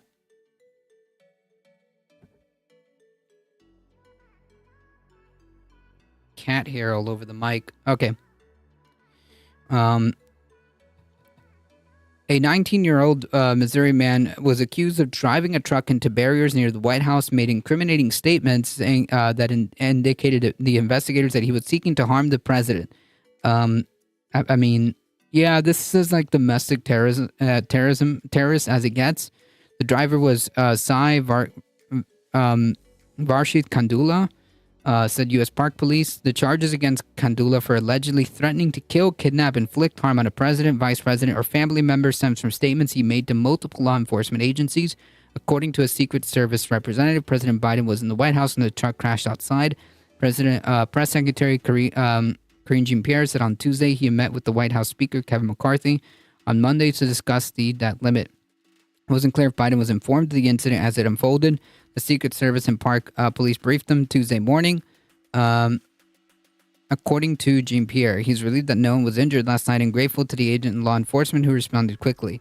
The suspect was interviewed by Secret Service investigators on Monday night. The agency representative said that during the investigation that also involves U.S. State Park Police, Kandula was further charged with assault with a dangerous weapon, reckless operating of a motor vehicle, and trespassing. And surprise, surprise, yeah, a Nazi flag was at the scene of the crime. Authorities said preliminary investigation indicates Kandula intentionally crashed into the bollards outside the Lafayette Park. A Nazi flag was seized by authorities at the scene of the incident. A law enforcement official told NBC News that the suspect made threatening statements about the White House at the scene but was quickly detained.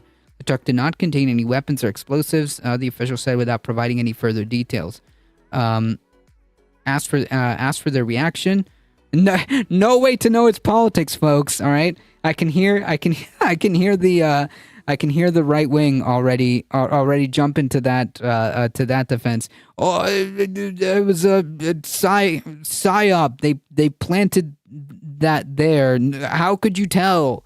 The picture was blurry. You can't really see it. Is that a swastika? I can't tell. Can you? It looks a little. I can see it. I can see it. The slam o'clock. No way to know its politics. Oh man.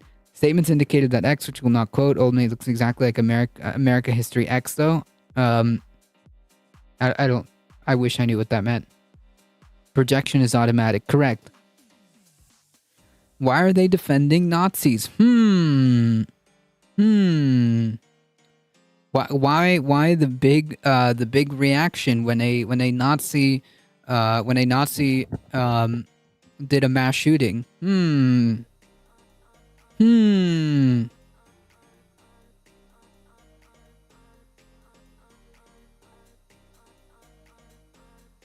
Why? The white U-Haul box truck crashed. Oh, sorry. Hold on. I don't think there's any place for a Nazi flag or the statements that he made. The white U-Haul box truck crashed into the barrier on the north side of Lafayette Square, 100 feet from the White House just before 10 p.m. Eastern Time. A bystander appeared to capture this on his cell phone. The moment when a 26-foot U-Haul jumped the curb but couldn't fit through the barrier set on the sidewalk. How was he radicalized? There was no injuries to any Secret Service or White House personnel, and the name and the manner of the crash remains under investigation. The Secret Service Chief of Communications said in a statement Monday night. Guglielmi said it later in a statement posted to Twitter that the truck had been deemed safe by the Washington, D.C. police, and that preliminary investigation reveals that the driver may have intentionally struck the security barriers. Yeah, I mean, yeah. The Reuters news agency published an image showing a Nazi-style red flag emblazoned with the swastika laid on the ground beside the van. Reuters, citing its own photographer on the scene and a witness, reported that the item apparently taken from the truck had been placed on the sidewalk and received by officers. Yes, officer. This swastika flag just was here when I got the U-Haul. Yeah. Okay. Nazi flag. Not sure if you should, if I should be the one raising this issue, but isn't he a little not of the quite area inside for that? No, like the Texas shooter was Mexican, Mexican nationality. He was a fucking Nazi.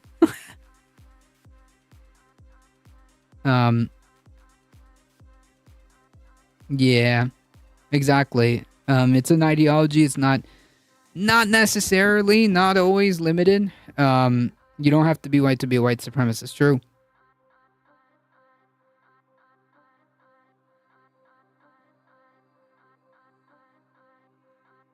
The Reuters, yes, video footage later showed a robot opening the back of the truck, which appeared to be empty. I mean, like, is it going to be really surprising that another far right Nazi decided to engage in a political it decided to engage in political violence? Is it really going to be surprising that when they do an investigation on this guy, it's going to turn out that he's like a massive Nazi online and that he was like radicalized on the internet?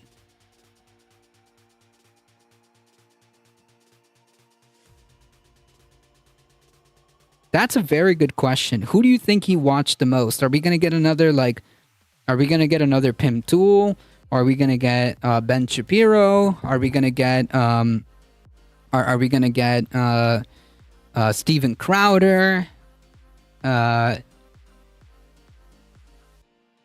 we going to get like an inspiration that led him down like the far right pipeline that started with like Jordan Peterson? Like how like that is the question. Who do you think he watched the most? That is a very good question. I'm sure there's a term for capo but brown, but I don't know what it is. I don't even know what that is. 4chan, yeah. I guess I should be allowed for folks of color to be racist, white supremacist asshole too. I'm confused now. Did I do a racism by accident? Well, I mean, it's an ideology. I don't know if it was a sarcastic comment, but yeah, I mean, like Kanye, I Love Hitler West. That was a thing that happened, which James covered. Like we watched. I think we watched it live, didn't we? They found Tim Pool's beanie in the van. Oh man. Was it James that covered like this entire the Kanye meltdown like live? I'm pretty sure that's where I was like glued, because I couldn't keep my eyes off that train wreck. But yeah, like Kanye, I Love Hitler West. I mean.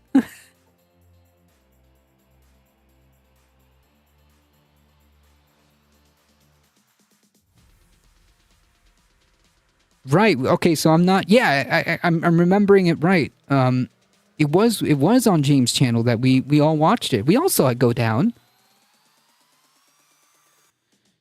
It'll be interesting to see who leaps to his defense. I imagine Alex Jones is blowing fuses, trying to work out what side he should be on. I mean, like I'm gonna be honest. I have a feeling that it's pretty predictable as to who's gonna come to this guy's defense. You know. Like, is it going to be really surprising that we're going to have, like, people like Matt Walsh and Ben Shapiro and Steven Crowder and Tim Pool and all these other people start performing, like, Olympic levels of mental gymnastics to say that, it's to try to defend this guy if it turns out that, like, what other reasons could there be that, what other reasons could there be for like a Nazi flag being in your possession? I mean, like, I don't know, but I'm sure that they're going to find out more information. And as we learn more, it wouldn't be surprising if we like know that this guy's like a full on Nazi, but like, I mean, they found a fucking Nazi flag in his truck in the U-Haul that he had to rent. Do you really think that all those people defend this bloke? I mean, they defended the other Nazi, so why not? They literally started performing Olympic levels of mental gymnastics to defend the Texas shooter who's a fucking Nazi. So it's not exactly out of their character. Walked off Timcast for the slightest pushback and made Alex Jones visibly uncomfortable with how over he was with the anti-Semitism. Yep.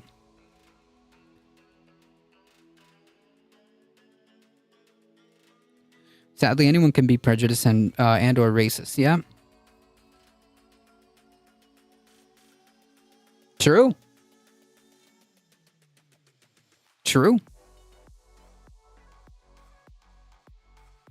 They're gonna say that he belongs to a religion that says the swastika is actually a sign of good luck. True, as there's like videos of this guy Sieg Heiling. No. It's part of a religious, thing.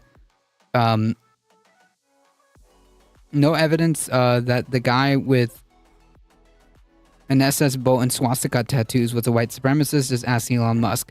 Yeah, so like, yeah, they absolutely defended the guy, the Texas shooter. So why would I think why would I think that they wouldn't defend this Nazi either? And then ask yourself, why are these people defending Nazis? I mean, like even Candace Owens started like bending over backwards and twisting herself into pretzels, defending Kanye, right? Defending Kanye, like okay. Candace Owens is she's conservative, mate. She's conservative. It's kind of par for the course. Conservatives are literally like this.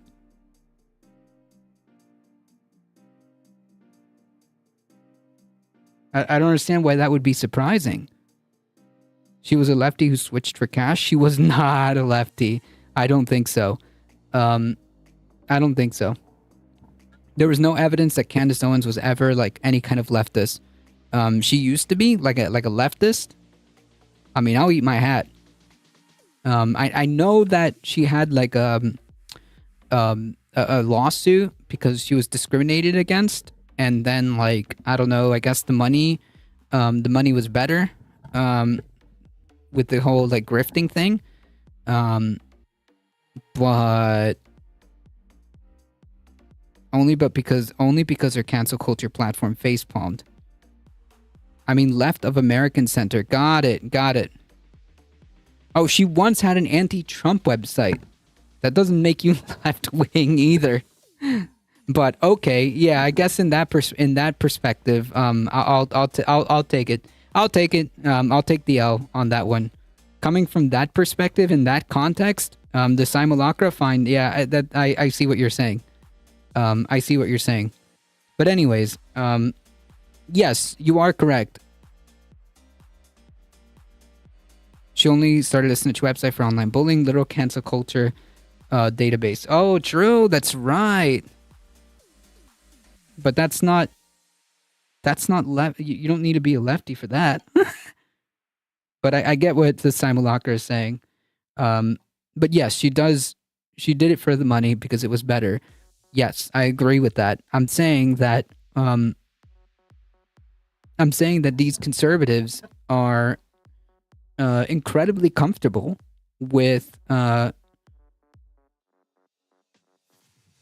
conservatives are incredibly comfortable with performing whatever Olympic levels of mental gymnastics necessary to run cover for Nazis. Which then you would have to ask yourself, why? Oh yeah, no, snakes are snakes. And being conservative is kind of like par for the course. The only historical claim of people leaving the left is Trots becoming neocons, which I also doubt. Libs are not left. True. By these standards, Biden and Pelosi are leftist. True. That's a good point.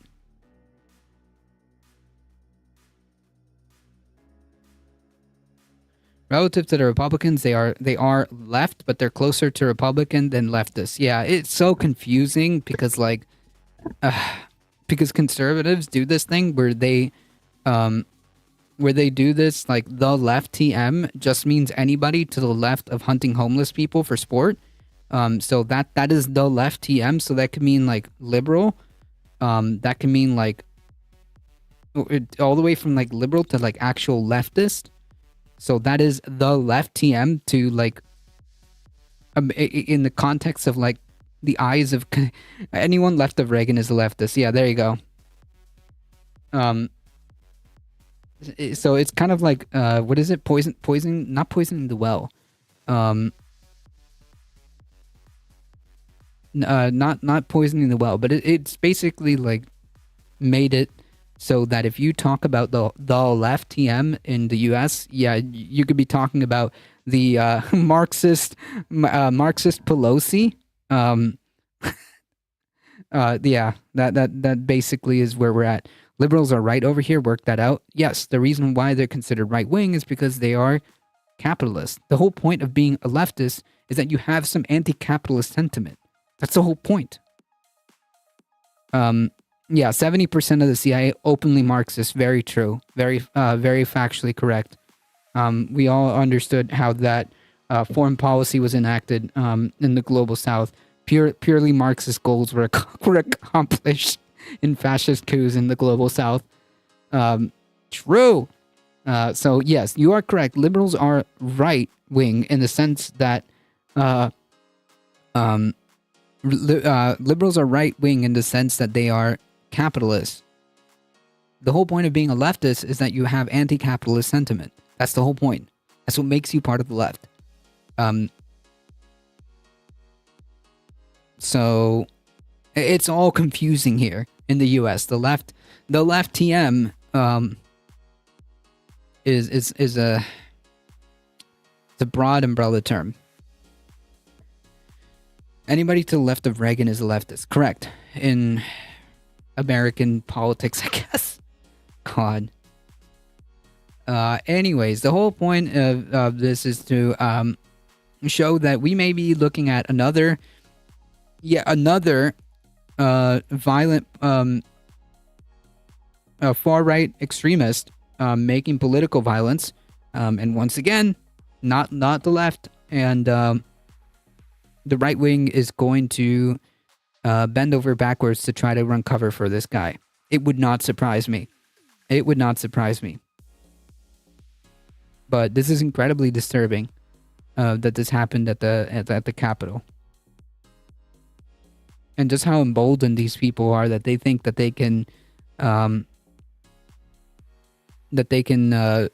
enact violence like that at the Capitol. This is like all of this is kind of like to set up for you guys like the picture of the 2024 election, because like think about it. What was in the U-Haul? Nothing but a swastika flag and something else. You can see that there, like a swastika and like a bag full of like random personal items, I guess. But that's about it. It was an empty U-Haul. Far left, Marxist Obama famously proposed Reagan-esque policy and got raked over the coals by the Republican. Yeah, he's going to turn this country into China.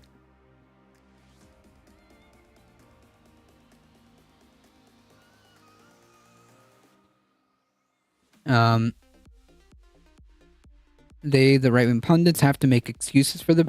I'm sure that like, imagine, especially if like the simulacra was saying earlier, like especially if there's like a manifesto that starts listing out, that starts listing names.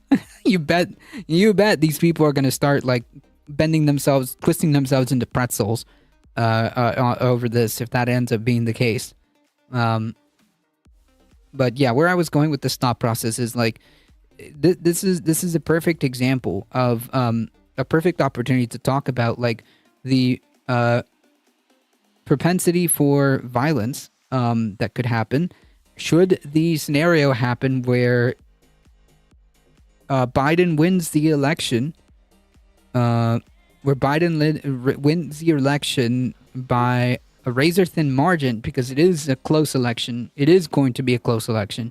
If Biden ekes out a win, they're going to say it was rigged, and I fear that these people will be incredibly violent. I fear that these people will do something even more violent, even more violent than January 6th. Yeah, reactionary pundits are gonna claim the flag, the false flag, Nazi flag, false flag. Yeah, they're gonna say that. That's false. It was a Fed operation. It was actually Antifa. Yeah, it would not surprise me.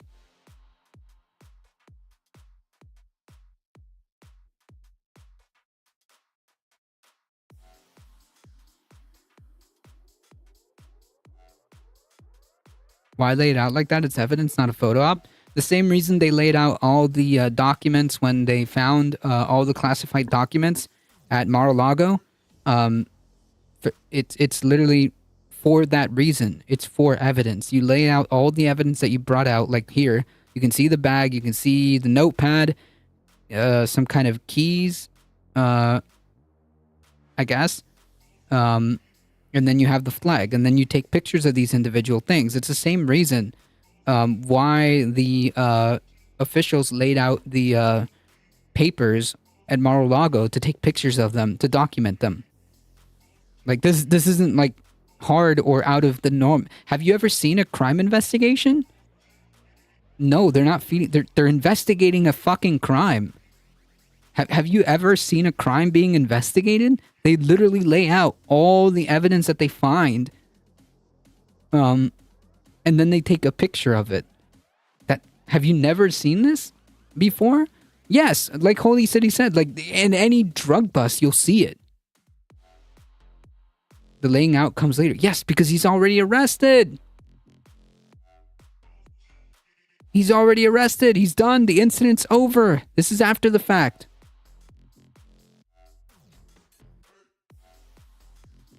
Clearly, the incident has been contained. And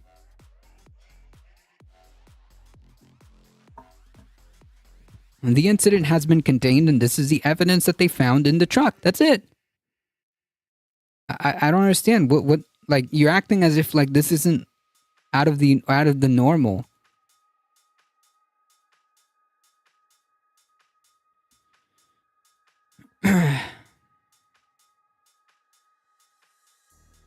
And maybe they wanted to put the Nazi flag on the White House because America is going fash. Yeah, maybe they wanted to plant their flag as a precursor of what they feel like, that's of where they feel the country's going. I don't know. You're clearly not getting me. Then you're clearly not explaining correctly. Like feeding into the drama. What drama? What drama are you talking about? I genuinely don't understand what drama you could be talking about. A domestic terrorist literally just like attempted to run through the barricades of the White House. What drama is there to explain? Like that's a pretty simple, clear-cut story. It's very simple.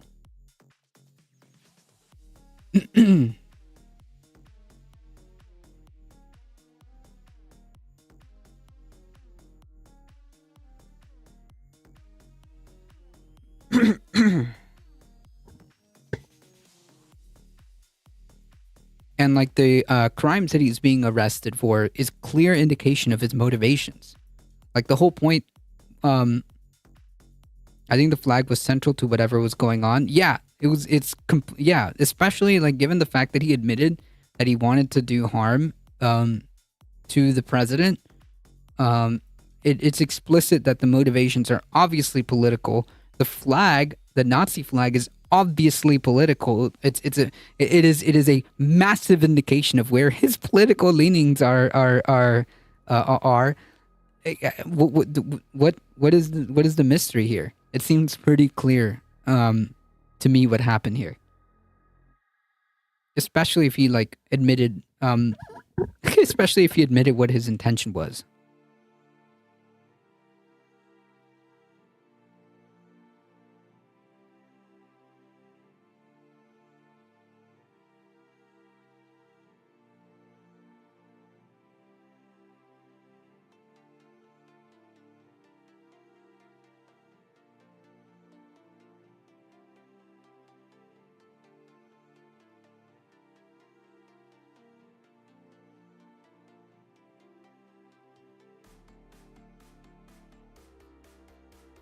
Like the whole point of me using a word like, I don't know, terrorist,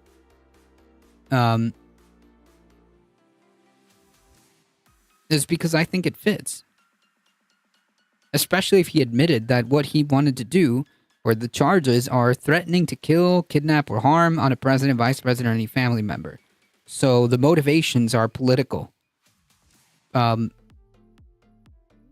And clearly, the flag, the swastika, was a clear indication of political ideology. And the motivation was against the president. I mean,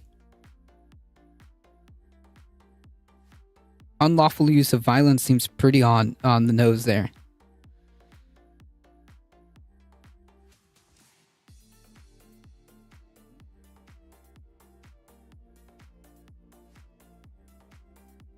But like I said, I'm sure that we're going to find more information.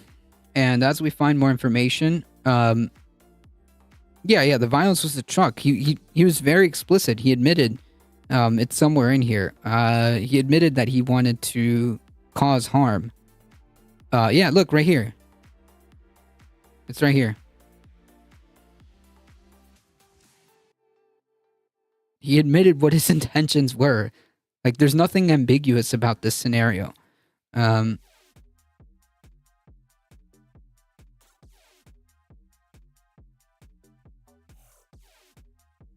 It seems pretty clear.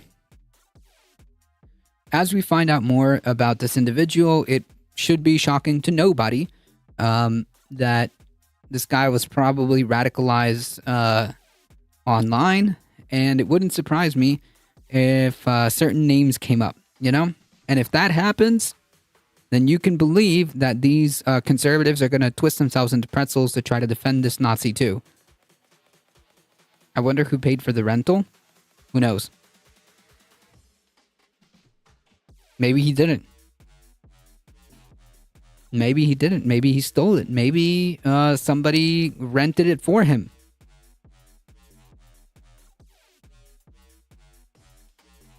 Yeah, there you go. Mom's credit card. Oh, man.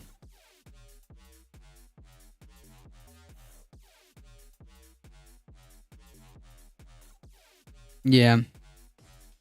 So this is where we're at here. Oh, online reservation too. Yeah, there you go. Online reservation, maybe with some like fake credentials, or who knows, parents' ID that confirmed above 21, whatever, or was 21 or 25? I don't know. I think it's 25, right? Or 21. I forget. Either way. We will continue to monitor this because this is serious. This is very serious, and clearly an indication that the far right is clearly upping their upping the violence. There are straw car rentals now. I mean, I could order. Okay, 18-year-old, gotcha. Yeah, you could do it. You could do it online. I could reserve a U-Haul right now.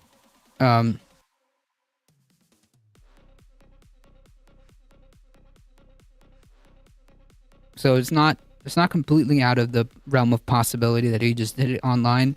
Maybe used parents' information. Who knows?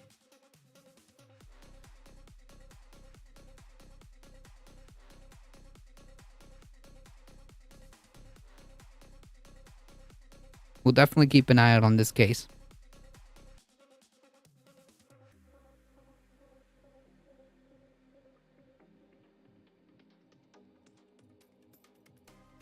All right, folks. It is about that time. I do have to get going. If you guys enjoyed the content and you guys want to help the channel out, make sure you hit the follow button on your way out.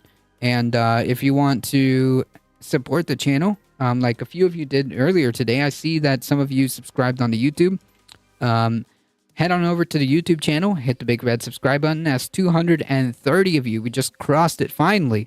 Between like YouTube, between the numbers fluctuating, we finally made it to 230. So thank you guys for that. Thank you for the couple of YouTube subscribers earlier today. Thank you to James from the internet for the raid. Thank you for Casey Lee for the raid.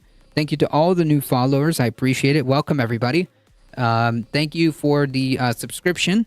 Subscriptions. Thank you. I appreciate it. You guys are what makes this channel grow. Thank you. So a couple of shout outs. First and foremost to James from the internet. Thank you so much. I appreciate you bringing your wonderful community over. Make sure that you guys follow and do the awesome stuff. Support James from the internet. Phenomenal show.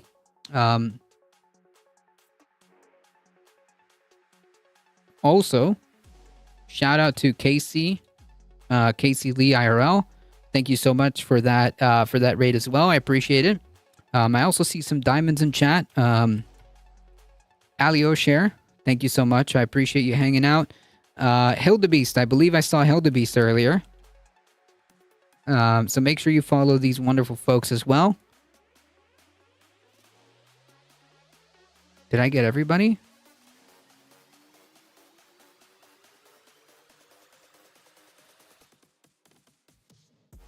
Why didn't it work?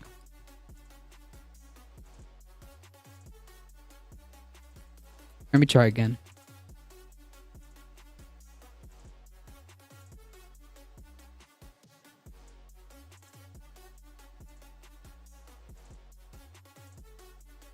Shoot. Alright. Twitch.tv/AlioShare. Twitch.tv/Hilda_Beast. There you go. For some reason, the command isn't working as good as it should. Thank you guys so much. You guys are what makes it go. Oh, there he goes. Kind of. Huh. That's interesting.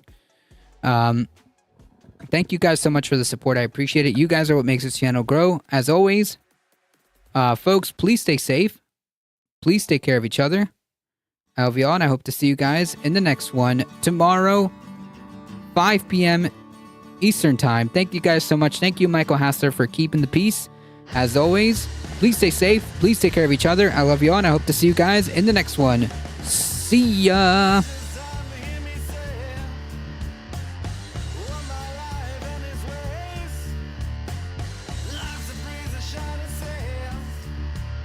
Three more days, I can resub to the channel. No problem. Hey, if you can, you can. Thank you so much for the support. I appreciate it.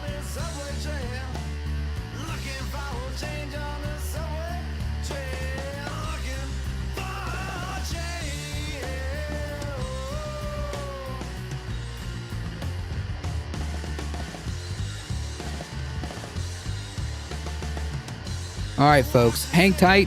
We're gonna hang out on David's channel, $27. We're heading out in 5, 4, 3, 2, 1. See ya.